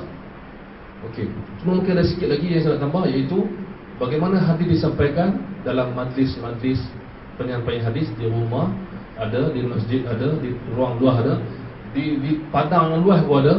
Bahkan ada satu zaman itu yang mempunyai ramai orang yang datang belajar sampai tak muat dalam rumah, sampai tak muat dekat luar rumah. Guru hadis ni duduk atas bumbung rumah dan dia baca hadis, didengari oleh orang, dan ada pula mikrofon manusia. Ini yang best. Wujudnya mikrofon manusia ni, maksud mikrofon manusia ni apa? Dia dengar syekh ni baca 10 hadis, kemudian syekh tu stop, dia pun pusing belakang. Ni ramai yang belakang yang tak dengar, dia pusing, dia baca 10. Orang sana pula ada jarak sikit dengar, pusing, baca lagi. Ramai. Pernah berlaku ramai macam tu. Pernah berlaku sikit, pernah berlaku banyak, terlalu banyak. Tapi cabaran yang ada tetap ada jalan penyelesaian. Itu yang penting. Dan katanya yang cakap duduk atas pokok. Duduk atas pokok, mikrofon atas pokok lah, speaker atas pokok. Itu maksud dia. Pernah berlaku kisah itu. Kisah itu memberi kita banyak pengajaran kalau kita boleh fikirkan. Baik, itu yang pertama. So, saya rasa sudah tamat tentang sejarah periwayatan dan pembukuan hadis. Kalau ada yang tak jelas, insyaAllah kita boleh tanya soalan untuk dijawab pada malam esok dan seterusnya. InsyaAllah zaman sekarang ni boleh tanya soalan buat Facebook kan, tak ada masalah. Dan tak ada tanya dalam kuliah, tak boleh buat ayat, kita buat ayat dalam Facebook kan. Kalau ulama hadis dulu ada Facebook, habis. Dia guna sesungguh-sungguhnya. Kalau dia ada video, kalau dia ada komputer, itu tak ada komputer tu, tak ada radio, tak ada video, tak ada apa, kena live. Tak ada nak beli buku, tak ada nak photostat, tak ada, kena upah orang tulis. Maksudnya zaman tu, kalau kita hidup zaman tu, kalau kita boleh ada time machine pergi zaman tu kan, memang susah hidup kita kan. Nak belajar hadis, tak ada TV, tak ada radio, tak ada kedai buku, tak ada buku, kena ada duit, kena ada tenaga. Sebab tu di kalangan ulama hadis ada yang habis duit. Abu Hatim jual baju sebab mengembara jauh, baju dia buat banyak, dia jual satu sebab nak pergi sana, nak makan, nak minum. Ada anak dia pula beli ikan tak ada masak. Cerita pelik. Tapi itulah saudara, beli ikan, dah tak ada fast food kan? Ataupun tak ada duit nak beli makanan yang orang jual. Nak order kita senang, telefon sampai, lambat sampai bagi kupon voucher free kan? Zaman tu tak ada nak order. Nak mengaji tak ada shortcut. So itu yang paling penting. Kalau cerita dekat orang, benda tu pun dah mengisahkan kita, insyaAllah. Baik, kita pergi kepada Ustaz Anwaruddin akan sebut tentang perkara kedua, perkara ketiga dan keempat ikut urutan ni, iaitu Ustaz Anwaruddin akan cakap tentang kaedah menilai kesahihan dan juga ilmu menilai periwayat. Itu dia akan sebut. Baik, saya akan terus pergi kepada yang terakhir dalam kertas ni, iaitu disiplin dalam memahami kandungan hadis. Idea saya dengan Ustaz Anwaruddin, idea kita ialah kita perlu memahamkan asas ada 4 benda yang kita kena fahamkan dulu sebelum kita meneruskan langkah ilmu hadis. So malam ni dan malam esok ialah kefahaman sebelum meneruskan pengajian, itu maksudnya. Pertama saya dah sebut tadi, iaitu sejarah periwayatan. Yang kedua, kita perlu tahu kaedah ulama menilai sahih dan dhaif. Ini esok Ustaz Anwaruddin akan cakap tentang isu. Ketiga, kita kena mengetahui bagaimana berlakunya menilai periwayat, iaitu jarah ta'dil. Saya beritahu, saya sebut banyak perkataan bagaimana. Sebab apa? Ramai orang tahu tapi tak tahu bagaimana dia berlaku. Sebagai contoh, kaedah menilai sahih dan dhaif. Ramai orang tahu. Ada ulama nilai hadis sahih dan dhaif semua. Macam mana cara dia buat? Kalau dia kata sanad tidak bersambung, macam mana dia tahu tak bersambung? Kalau dia kata periwayat ini dhaif, macam mana dia tahu dhaif? Itu maksud bagaimana yang saya nak diketahui oleh yang nak mendalami asas. Yang ketiga tu ialah bagaimana periwayat dibahagi-bahagikan. Esok Ustaz Anwaruddin akan cakap bahawa ada periwayat dibahagikan. So kita tahu dah ni, kalau siapa yang belajar hadis, dibahagikan ada periwayat yang dipercayai, siqah, betul. Ada periwayat yang tak dipercayai, yang lemah, yang lupa, yang penipu. Bagaimana cara membahagikannya? Itu dia akan sebut esok. So saya akan sebut ni untuk mengakhiri, insya-Allah sikit je. Masa pun sebenarnya baru sejam, tapi rasa macam lama. Sebab mungkin kita letih tadi, Syekh Habib banyak sangat makan, kita letih. Saya bukan nak bagi semangat, tapi saya nak cerita sikit lah selang, iaitu ulama hadis di zaman awal, di kurun ke pertama, kedua, ketiga, mereka ada suka buat muzakarah hadis. Muzakarah hadis bukan pergi belajar hadis, dia buat selepas belajar hadis ataupun masa-masa lapang. Belajar hadis macam mana? Kita pergi rumah syekh, kita baca dekat dia, kita tulis, kita dengar dia baca, okey habis. Kita balik, kita hafal. Muzakarah ialah sesama murid, sesama kita, ataupun sesama guru hadis. Mereka muzakarah. Muzakarah dia macam mana? Engkau ada hadis berapa banyak? Hadis sekian-sekian. Kau baca, aku nak cek, aku ada tak? So muzakarah, kau baca hadis. Dan muzakarah ni kata ulama pernah berlaku daripada isyak sampai subuh. Dia tak sedar, tiba-tiba subuh. Kita boleh tak? Susah sikit kan? Cerita nak pergi semangat kan? Bukan ada apa pun kan? Bola boleh kan? Ada bola mana ni? Tak? Champions League tak? Jadi muzakarah ni berlaku sampai ke tahap ada ulama hadis yang kata belajar hadis ni dia kata dia kata manis, seronok, lebih daripada dapat duit dia kata lebih daripada keseronokan dapat harta benda dunia. Sampai tahap tu lah maksudnya. Kalau kita tak sampai tak apa, kita ni biasa je. Tapi kalau kita boleh sampai, kadang-kadang tu seronok sampai tak tentu arah. Betul itu kan? Satu lagi dia kata apa? Satu kata-kata yang menarik juga sebagai selingan. Dia kata seorang muhaddis, saya tak salah siapa tak ingat, tapi di kala dia yang saya pasti di kurun awal, di kurun kedua, kurun pertama, kurun pertama, kedua, dia kata apa? Hadis ni jantan dia. Yang suka hadis ni, yang betul-betul belajar ialah yang jantan daripada kalangan lelaki. Itu maksudnya. Ada saya ada cakap nak beritahu payah zaman tu. Siapa yang suka belajar hadis benar-benar zaman tu memang confirm lelaki double. Dan dia sebut, dia kata yang tak suka, yang tak tahan pada zaman tu, dia lelaki tapi dia sebenarnya perempuan. Dia nak kritik lah. Tapi zaman sekarang kita jumpa berbeza lah. Macam Muslimat Alam Damai, saya nampak lagi hebat dah ramai lelaki kan, mengaji hadis 8 bulan khatam satu kitab kan. Kita ada hak lelaki pun tak larat kan. So kita puji. Zaman sekarang kita kena buat kaedah lain. Hadis adalah lelaki, yang suka ni ialah yang lelaki daripada kalangan perempuan dan lelaki. Boleh ke? Maksudnya kehebatan ilmu hadis ni hanya boleh dikuasai oleh orang yang berkorban. Itu maksud zaman sekarang. Saya rasa tak setahap tu lah. Kita ni banyak sangat, sampai kipas, banyak kipas senang. Situ ada mic semua, insyaAllah. Okey, kita sekarang nak tahu bagaimana dibuat. Baik, tentang tajuk yang terakhir ni sikit je. Saya nak bagi panduan ataupun apakah pelajar penuntut ilmu hadis mesti tahu tentang disiplin memahami kandungan hadis. Ada dua isu je yang saya akan sebutkan, yang kita boleh akhiri, lepas tu kita buat soal jawab. Isu yang pertama ialah ada orang kata di kalangan pengkaji hadis ataupun pengkaji barat, pengkaji Islam yang salah faham. Dia kata tuduhan ni saya jawab dengan nombor satu tu lah, iaitu tuduhan dia ulama hadis, periwayat hadis sejak zaman dulu sampai hari ini, terutama zaman membukukan, membacakan, menulis hadis ni, dia tak peduli konten, dia tak kisah kandungan.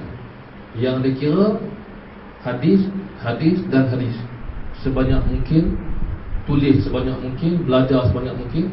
Dia tak kisah kasih kandungan. Ini tuduhan yang tidak benar, yang muncul daripada pengkaji barat. Sebab apa? Dia kata begini, dia ada hujah. Dia kata sebab kita jumpa hadis-hadis yang pelik, dia kata, tapi diriwayatkan oleh ulama hadis. Ada yang pelik, dia kata. Pelik bagi dia lah maksudnya. Kalau kita fikir pelik dalam Islam ni, mukjizat pun pelik, Al-Quran turun dari langit, Jibril semua pelik juga, tapi dia kebenaran. So sekarang ni mereka cuba meragu-ragukan orang Islam. Dia kata apa? Dia kritik ulama hadis. Dia kata ulama hadis ni bawa hadis yang pelik sebab mereka tak kisah konten dan kandungan. So jawapan kita sebenarnya ialah tuduhan ini tidak benar. Kerana sejak daripada dulu lagi, sejak dari zaman sahabat, tabi'in dan ulama-ulama hadis kurun ketiga ke bilangan hari ini, sampailah kurun keempat, 5, 6 sampai ke sekarang, ulama hadis di antara kaedah yang utama dalam memilih hadis yang sahih ialah melihat kepada konten, melihat kepada maksud. Kenapa? Sebab kadang-kadang hadis tu nampak macam okey, tapi rupanya tersilap cakap, tersilap menyebut. Okey, kita beri contoh mudah. Kita jumpa seorang yang soleh, yang baik, yang warak. Warak dua kita tahu, yang warak lah. Dia pun beritahu kita satu benda. Dia kata sebenarnya dalam Quran ni ada begini. Kita tengok muka dia punya lah bersih, bersinar-sinar, orang baik, tak pernah tinggal semayang. Kita pun tulis apa dia cakap, ataupun kita buat dalam Facebook, buat status, ataupun bagi SMS ke orang, ataupun cakap dalam TV ke. Rupanya orang tu silap. Okey, bila kita cakap, ada sahabat kita dengar. Dia dengar cakap, dia kata ini tak ada dalam Al-Quran. So apa yang dibuat oleh orang, kawan kita yang dengar ni, dia kritik apa? Kritik konten, bukan kritik orang yang menyampaikan. Sebenarnya berlaku tak zaman dulu? Berlaku. Ahli hadis zaman dulu, sejak zaman sahabat lagi, dia bukan tengok orang ni, dia dengar apa dia cakap dan dia pastikan betul-betul. Sebab apa? Sebab orang yang baik boleh jadi salah. Kemudian zaman sekarang pula, orang yang muka baik kadang-kadang silap. Dan inilah yang Imam Muslim yang tulis Sahih Muslim, dia kata dalam muqaddimah pada buku dia, dia kata apa? Kadang-kadang ada hadis yang dia ambil pada orang lain lah, disebut tu. Kadang-kadang ada hadis yang palsu tersebar melalui orang yang soleh. Dia tulis dalam muqaddimah buku dia, Sahih Muslim. Sebab tu bagi penuntut ilmu yang boleh membaca buku Sahih Muslim, bacalah muqaddimah Sahih Muslim. Amat penting, amat cantik. Imam Muslim kata apa? Kadang-kadang hadis tu palsu, tak betul. Masalah tersebar kerana apa? Kerana orang yang soleh yang beritahu, kerana dia tak tahu, dia silap.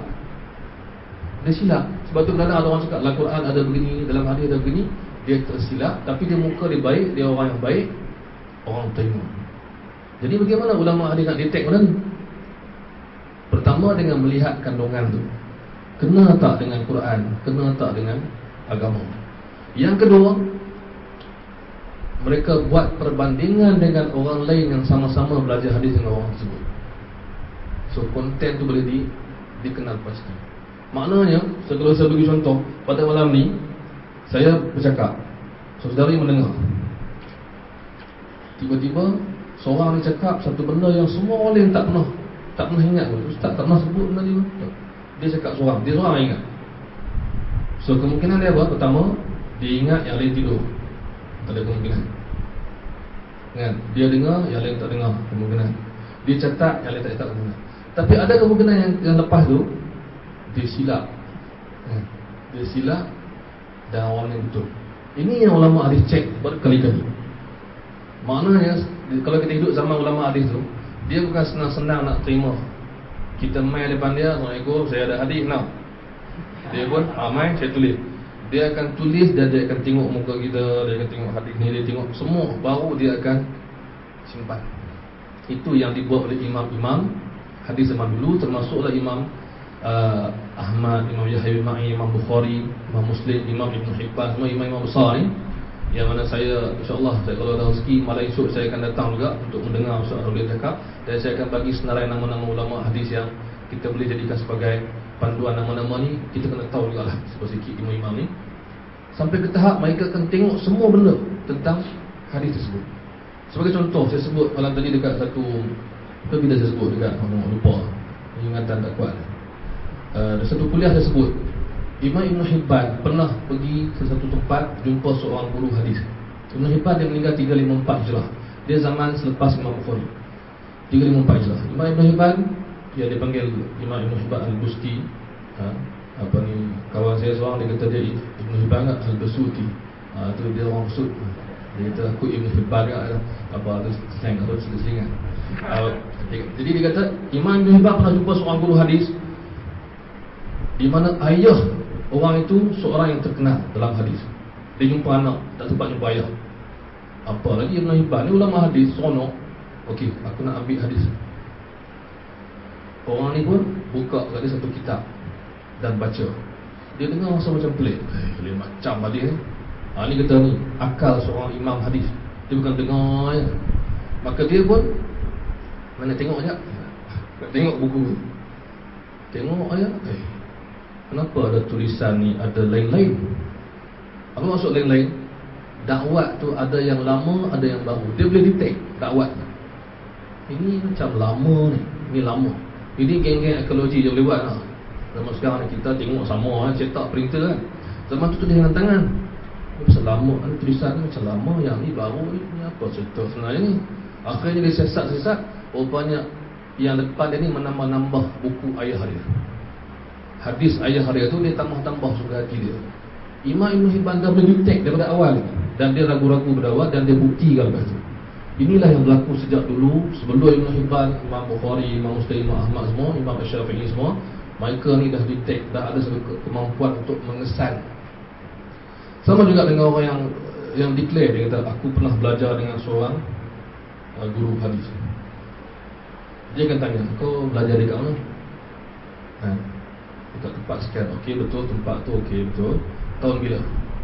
Tiba-tiba beritahu tahun tu, dah meninggal dah. Kau meninggal bila? Dia detect sampai tahap tu. Dan ada yang kantoi teruk sungguh. Kisah yang semua kita tahu dalam buku Mustalah Hadis sebut juga, kisah Imam Ahmad bin Hanbal dan Yahya bin Ma'in pergi belajar hadis dengan seorang guru yang tak dikenali sangat. Dia singgah dengar, guru tu kata apa? Aku ambil hadis ni daripada Ahmad dan Yahya. Ni yang depan ni. Kantoi. Tapi tak apa, dia orang relax tu. Habis semua dia pergi jumpa. Tadi Tok Syekh kata ambil daripada Ahmad dan Yahya, Ahmad bin Hanbal, Yahya bin Ma'in. Saya Ahmad bin Hanbal, Yahya bin Ma'in. Kami tak nak sebut hadis ni. Apa yang kantoi dia cakap? Dia nak lari, nak cover.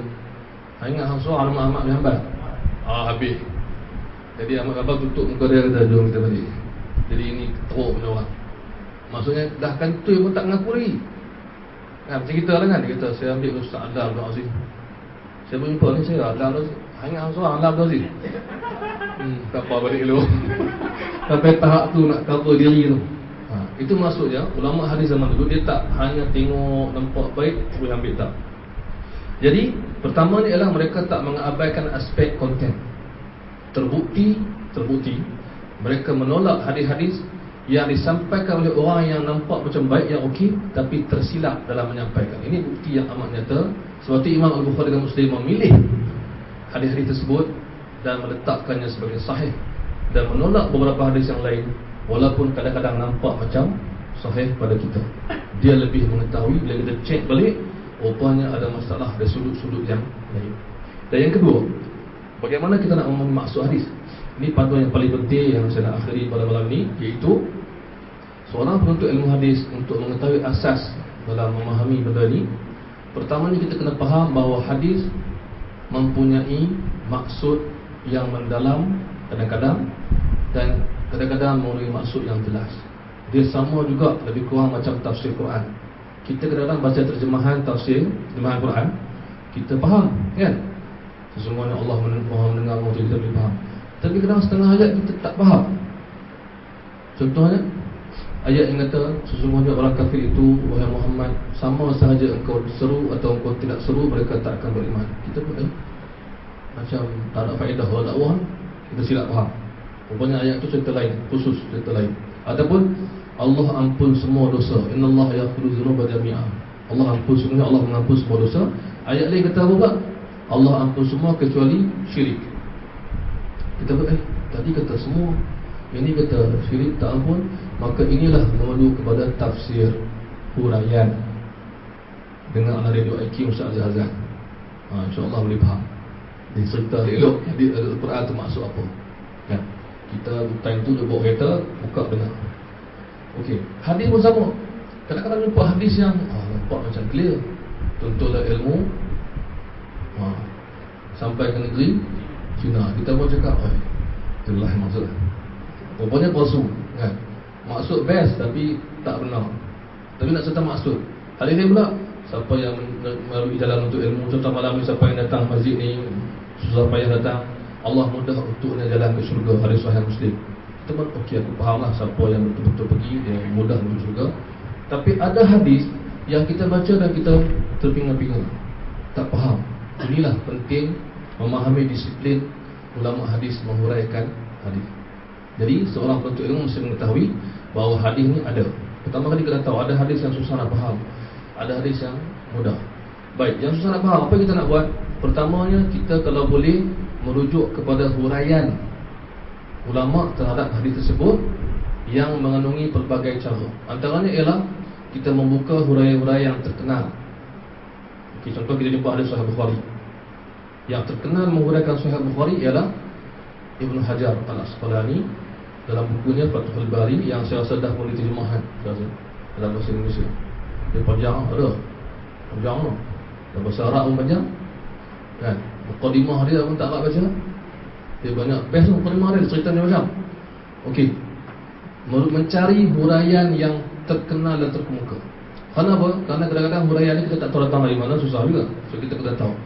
Yang kedua ialah sebab cara yang penuntut ilmu yang lebih mendalam boleh buat, iaitu mengumpulkan beberapa huraian, membuat perbandingan beberapa huraian. Saya bagi kita ikut level ni, sebab saya tahu yang datang ni tak semua sama level. So kita bagi penyelesaian yang jelas. Ada setengah kata, Ustaz, saya take Yahoo Google. Itu terpulang lah. Kalau dipercayai sumber dia, kita tahu tak apa. Boleh masukkan juga. Type Google kan. Type hadis tu kan, apa agaknya keluar, blog mana ke, web mana ke, English ke. Ada banyak juga yang hurai hadis kan. Macam Islam Web ada English kan, Islam Online, Islam Way, Islam Today, dia ada banyak yang bagus. Itu paling basic. Kita cari dan kita tahu dari mana dia datang.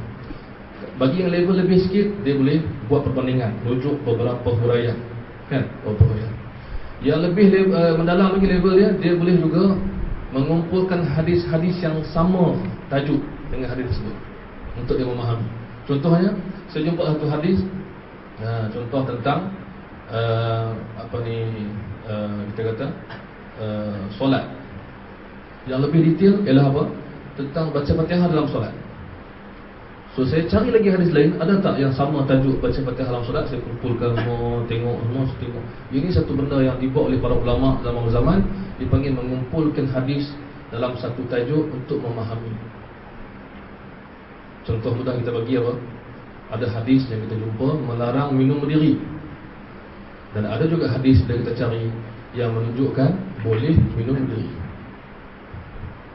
Kalau kita tak kumpulkan, kita tak jumpa kan. Kita akan cakap, minum berdiri tak boleh lah, sebab ni larangan ni, tak boleh. Nanti dulu kita cek tu, ada rupanya Nabi pernah minum berdiri, dan ada sahabat minum berdiri. Bila orang tegur dia kata, aku memang nak tunjuk mengatakan boleh minum berdiri. Bila kita tengok boleh, rupanya boleh minum berdiri, cuma duduk lebih baik. Itu. Jadi mana cara yang lebih mendalam saya jalankan ialah mengumpulkan hadis dalam satu bab yang sama. Ini dibuat oleh ulama sejak dulu. Dan yang paling penting sekarang ni ialah tafsiran hadis tu jangan pisahkan daripada tafsiran fiqh. Itu yang paling penting saya nak sebutkan pada malam ini. Jangan kita asingkan. Sebagai contoh, seorang penuntut ilmu yang mengetahui, dia akan cek sama-sama. Ini kalau dia mampu lah. Dia akan cek pertama, apa kata ulama hadis menguraikan hadis ini, dan yang kedua, apa kata ulama fiqh madhab menguraikan hadis ini. Inilah yang berlaku sebenarnya. Sebab kadang-kadang ulama fiqh dan madhab ni ulama hadis, dia dalam masa sama dia imam. Contohnya Imam Syafi'i, Imam Malik, imam-imam ni semua imam hadis. Sebab tu Imam At-Tirmizi sebagai contoh, saya bagi sebagai contoh nak mendekatkan benda ni. Kalau kita baca Sunan Tirmizi ataupun Jami' At-Tirmizi, yang saya buat di Penausion, dan mungkin tempat-tempat lain ada ustaz yang buat. Bila kita belajar sama-sama hadis Tirmizi, kita akan jumpa Tirmizi akan sebut, lepas dia sebut hadis, dia sebut kata Imam Ahmad begini-begini, kata Imam Syafi'i begini-begini, kata Imam ni begini. Inilah cara yang cantik, iaitu menggabungkan fiqh imam-imam mazhab ini dalam memahami hadis tersebut. Macam mana nak cari kalau bagi level yang paling awal, yang paling basic? Ya, Google. Ataupun tanya orang yang mengetahui. Tanya ustaz, tanya ustazah, tanya orang yang mengetahui. Kita ada ramai orang yang tahu tentang hadis, yang kadang-kadang kita kena cari dia. Macam ulama dulu mencari guru-guru hadis. Kalau tak cari, tak jumpa. Kita cari dia, tanya ustaz. Zaman sekarang tak payah cari di tepi jalan, cari dalam Facebook. Mesej ada, ustaz, saya ada masalah, saya tak faham hadis ni. Satu hadis kata macam ni, satu hadis kata macam ni, tolonglah saya ustaz, tolonglah. Dia pun minggu depan boleh buka. Dia pun jawab, kita pun terima kasih ustaz. Itu cara paling mudah. kan? Kenali siapa yang kita boleh buat rujukan. Bagi yang memang dah ada basic yang banyak, cuba cari dan sahkan dengan ustaz-ustaz juga, sahkan dengan orang yang mengetahui. Kita buat pengesahan. Dan bagi yang lebih advance lagi, dia boleh cari dalam buku-buku ni dan buat perbandingan dan lihat apa kata ulama. Buat kajian perbandingan. Kajian perbandingan amat penting. Tajuk pertama tadi saya beritahu mukadimah saya pasal istilah kan. Ingatlah pasal istilah tadi saya sebut. Apa yang terbaik ialah buat perbandingan. Ini pun sama dalam bab yang kedua saya sebut, disiplin memahami kandungan hadis. Buat perbandingan.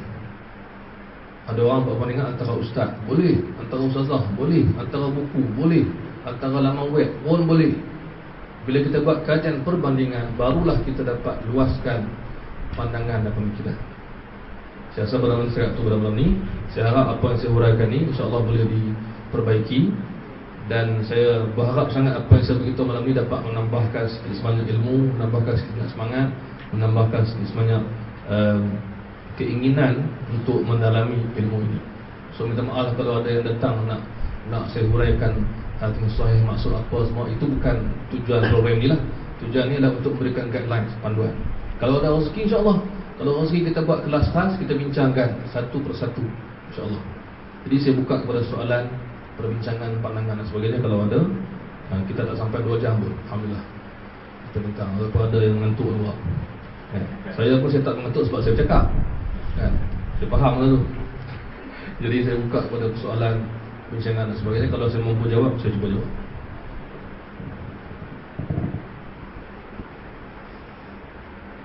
Kita tanda yang saya tak buat nombor je, tapi kita tanda yang telah di ni lah. Esok insya-Allah lagi 2 tajuk, nilai kesahihan dan nilai riwayat. Ada soalan ke, ada bincangan, ada pandangan, sila.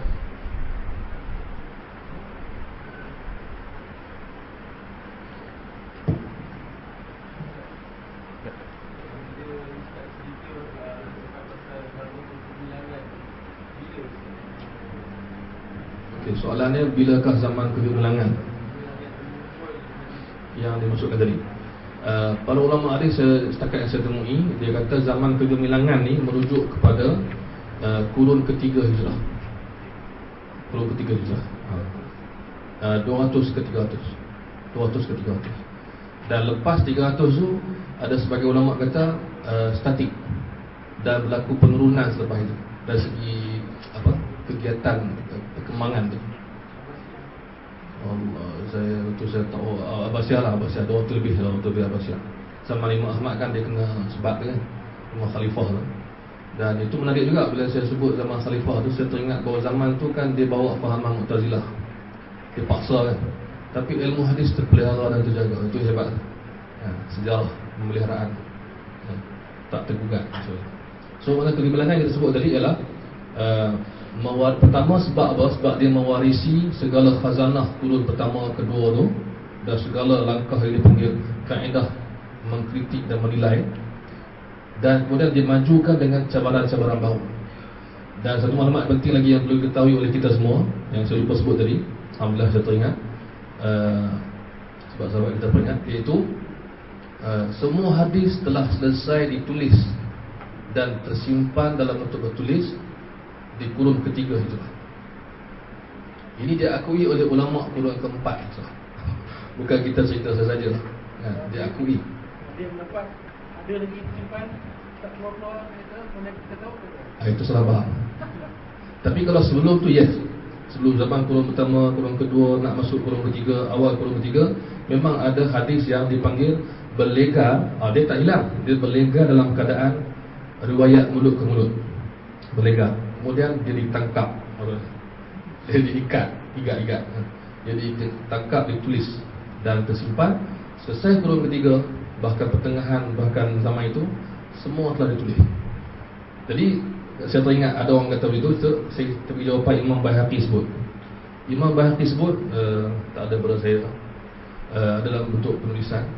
Jadi Imam Baihaqi kata, siapa yang datang bawa mendakwa, Imam Baihaqi kurun bila? Kurun kelima, lepas tu dia kurun dia ujung kurun keempat, lima tu.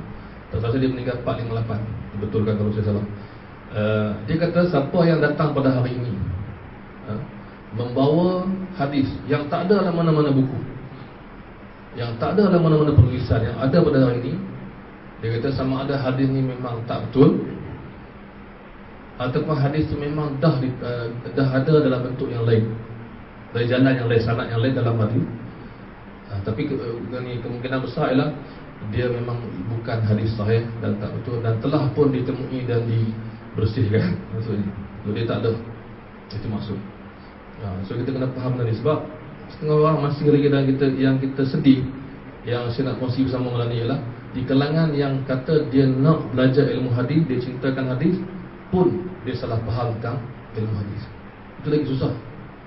Sebab apa? Sebab tak teli. Dia cerita ulama dulu hebat, tapi dia cerita mereka juga banyak kekurangan. Dia tak faham lah. Kalau kita kata mereka hebat, kita kena cerita mereka telah buat kerja dan tugas yang lengkap, dengan bukti, dengan apa semua. So ini andaian. Sebab tu dia panggil andaian akal pemikiran ni memang banyak dalam kalangan kajian moden. Tapi adakah dia, contoh macam anti hadis lah. Kalau kita boleh bincang bila-bila masa tentang apa sebenarnya hujah anti hadis. Hujah akal, hujah andaian, tekaan. Contoh dia kata apa, saya pernah baca dalam satu buku yang telah pun diharamkan dalam Malaysia oleh KDN, diharamkan. Saya pernah baca dulu kat Jordan. Buku tu terjumpa, saya baca. Dia kata macam mana mungkin Imam Bukhari boleh hafal lebih kurang 600,000 hadis. Hujah dia apa? Dia tak dihafal. Saya tak dihafal. So saya kata tak logik. Saya tengok orang boleh berenang laju, tak logik. Sebab saya tak boleh berenang. Takkan macam tu hujah. Sedangkan dia salah faham. Kalau orang tanya kita, Ustaz, betul ke Ustaz, Imam Bukhari boleh hafal 600,000? Saya kata maksud hafalan ni kena perincikan. Maksud hafalan pertama, bukan dihafal tiba-tiba serentak 600,000. Itu pertama. Yang dihafal tempoh masa yang lama. Dia belajar hadis full time. Kita belajar hadis time to time, time after time kau. Yang kedua, hadis yang 600,000 tu ada pengulangan. Bukan 600,000 yang berlainan, ada pengulangan 600,000. Yang ketiga, dalam cara dia menghafal, dia juga menulis, dia juga mencatat. Maksud terpelihara benda tu. Bukan maksud dia hafal 600,000, tak ada rekod langsung. Tak. Imam Ahmad lagi dahsyat, 1.5 juta riwayat dia hafal. 1.5 juta hadis. Kita kata macam mana orang hafal? Dia ada filing yang cantik. Anak dia kata dia ada susunan yang cantik, buku-buku ditulis tu. Dan dia ada hafalan yang baik. Dan dia 40 tahun mengembara untuk hadis full time, 40 tahun. Jadi pengalaman dia, usaha dia, pengulangan dia. Seperti Imam Bukhari, orang tanya dia apa, bagaimana engkau boleh menghafal hadis banyak? Dia kata ada 2 syarat. Orang tanya, soalan dia apa ubat untuk menghafal? Dia pun bagi. Dia tak bagi apa tu saudara lah. Dia bagi ubat dia. Pertama, Abdul Jalak pun ubat juga kan. Tapi dia kata pertama ialah minat yang mendalam, keinginan, nahmah. Maksudnya sekiranya obses lah, betul-betul nak. Yang kedua, pengulangan dan pengulangan. Inilah yang pakar-pakar hafazan barat lah, pakar-pakar hafazan, pakar-pakar memori dia bagi kan. Tony Buzan dan murid dia tu, dia kata apa? Pengulangan dan minat. Itu aja, sama. Sebab tu saya pernah tulis dalam blog saya, antara Tony Buzan dan Imam Al-Bukhari, adakah persamaan? Lain banyak lah, tapi kat persamaan ada, iaitu syarat menghafal tu sama. Ada disebut apa? Association apa semua, mesti ada cara tulis, cara hafal sama. Jadi mana usaha. Jadi orang yang andaian akal kita tak boleh terima, melainkan ada bukti. Itu maksudnya. Yang tadi andaikan ada hadis yang ada kes yang berlaku, saya teringat ada satu hadis ditemui sanad yang dhaif sepanjang zaman. Tiba-tiba kurun ke-4 Hijrah, ada orang jumpa sanad yang okey. Ada. Ni sanad. Jadi seolah macam hadis ni sanad, ada masalah nama-nama periwayat tu dijumpai dengan cara yang dhaif, yang ada masalah. Sepanjang zaman, kurun pertama, kedua, kurun keempat jumpa sanad lain. Ataupun ada orang highlight sanad yang lain yang okey. Jadi ada orang tertipu, dia kata hadis ni dah okey balik. Macam mana hadis yang tak okey 3,300 tahun jadi okey tahun keempat, kurun keempat? Rupanya cek balik rupanya sanad tersebut tak wujud dalam dunia sebenar. Sanad itu hanya sanad yang tersilap tulis. Sampai tahap tu detail. So mana bukan main-main lah. Tapi orang yang tak tahu benda ni, oleh sebab tu saya kata tadi, antara objektif kita ialah menghormati dan mengkagumi imam-imam ni dengan bukti. Sekarang pun kita nampak sekurang-kurangnya sikit lah, insyaAllah saya harap saya boleh tunjukkan dan yang hadir boleh nampak ketelitian ulama hadis. Bukan sesuka hati dia kumpul-kumpul. 16 tahun buat Sahih Bukhari, Sahih Muslim, Imam Muslim susun lebih kurang 15 tahun. Sama Jami' Tirmizi, Imam Tirmizi kumpul lebih kurang 10 tahun. Ini bukan 10 tahun duduk tidur. Ini dia cek 10 tahun. Hasil dia bukan hasil yang remeh-temeh kan. Dan Imam Bukhari pula dia kadang terjaga waktu malam, teringat satu point, satu benda, dan dia bangun dan tulis. Sampai tahap tu dia dengan ilmu. Dan setiap kali nak masukkan hadis, dia solat 2 rakaat minta petunjuk kepada Allah. So ini bukan benda kecil. 16 tahun dengan idea seperti itu, dengan amalan begitu. Sebab tu kita hasil dia baik. Ada orang kata itu kami tahu Ustaz, dia buat 16 tahun, dia hebat semua. Tapi hasil dia kalau kita kaji, memang kita tahu hebat. Kita tak kaji, memang kita tak akan tahu. Kalau kita beli Sahih Bukhari, letak dekat almari, tak ada apa.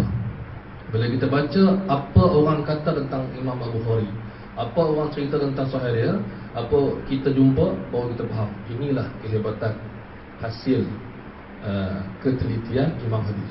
Itu maksud saya. Maksud juga Yahya bin Ma'in, orang tak tahu Yahya mana kan? Kita tak tahu dia. Bila kita tahu apa dia buat, kita kata inilah imam yang menjaga hadis Nabi. Sebab tu sebagai ulama kata penjaga dunia ialah ulama hadis. Dia dinaikkan taraf, maksud sampai ke tahap penjaga langit malaikat, penjaga dunia ulama hadis. Sampai hebat. Tapi kalau kita tengok ini puji melambung ni, apa kita tak tahu sebab. Akhirnya kita faham sebab. Itu maksud. Sama juga dengan ilmu tafsir, yang memelihara maksud Al-Quran ialah ulama tafsir. Bila kita belajar, baru kita tahu siapa mereka dan apa yang mereka buat, susah payah mereka dan sebagainya.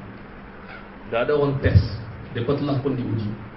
Maksudnya diuji di kalangan mereka sendiri, diuji oleh orang yang tak tahu, orang jahil, diuji oleh keadaan dan masyarakat. Dia telah diuji dan dia berjaya melepasi ujian tersebut. Macam mana hadis itu sampai kepada kita melalui banyak liku-liku, sampai kepada kita hasil pemeliharaan ulama-ulama ini.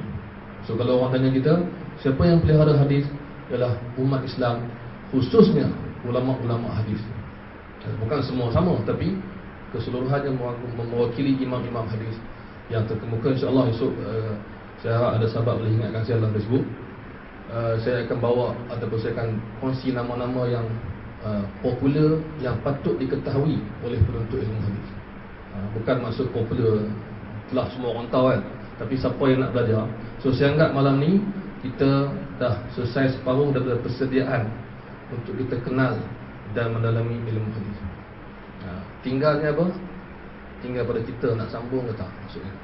Selepas ni, kalau siapa yang nak sambung, insyaAllah kita bagi step by step. Kalau siapa yang nak teruskan program, kita buat level seterusnya. Dan kita akan buat bengkel. Kalau ada rezeki selepas beberapa tahap, kita buat bengkel supaya boleh kita mencari sendiri. Contoh mudah lah, kita buat bengkel cari hadis dalam Yahoo, contoh dalam Google. Kita bagi hadis, semua buka internet, cari Google, jumpa tak? Contoh mudah.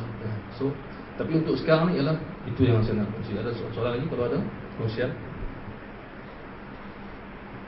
Tadi soalan tentang kemenangan tentang buku hadis.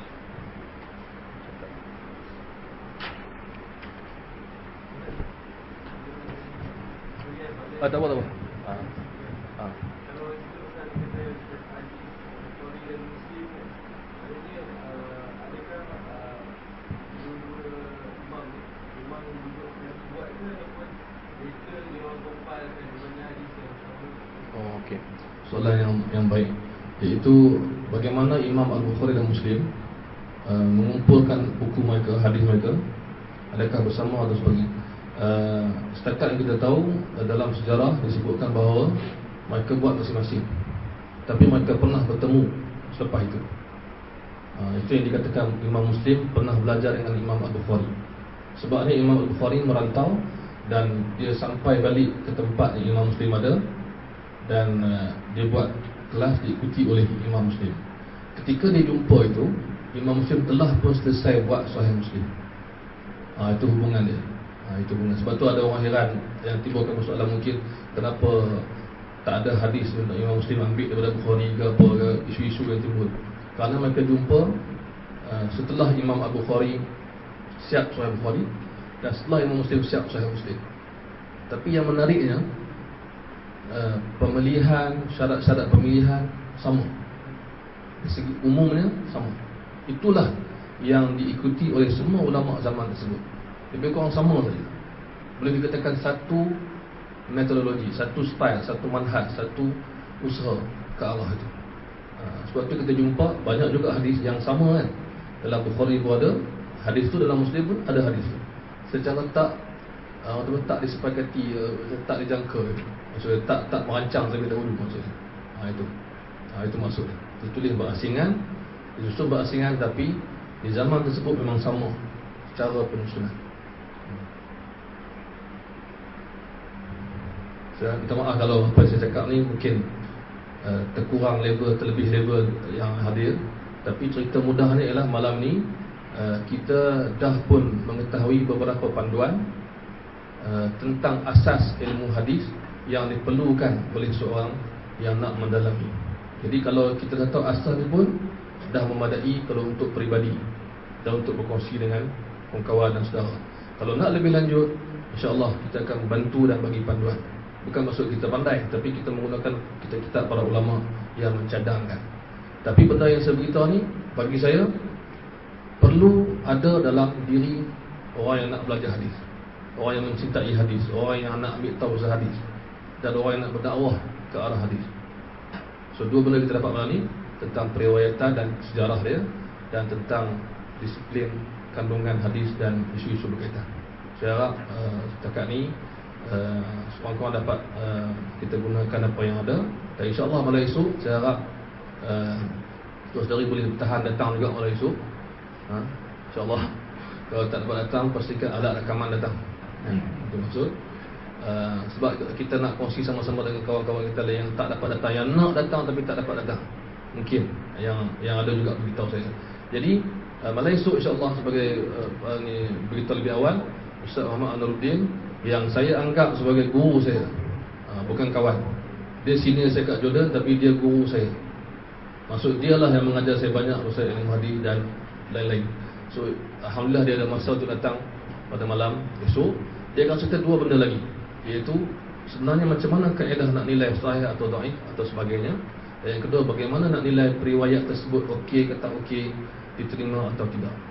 InsyaAllah kita harap ini sebagai usaha awal, dan saudari boleh Muhammad boleh sampaikan lagi kepada siapa yang berminat. Sebab inilah ilmu.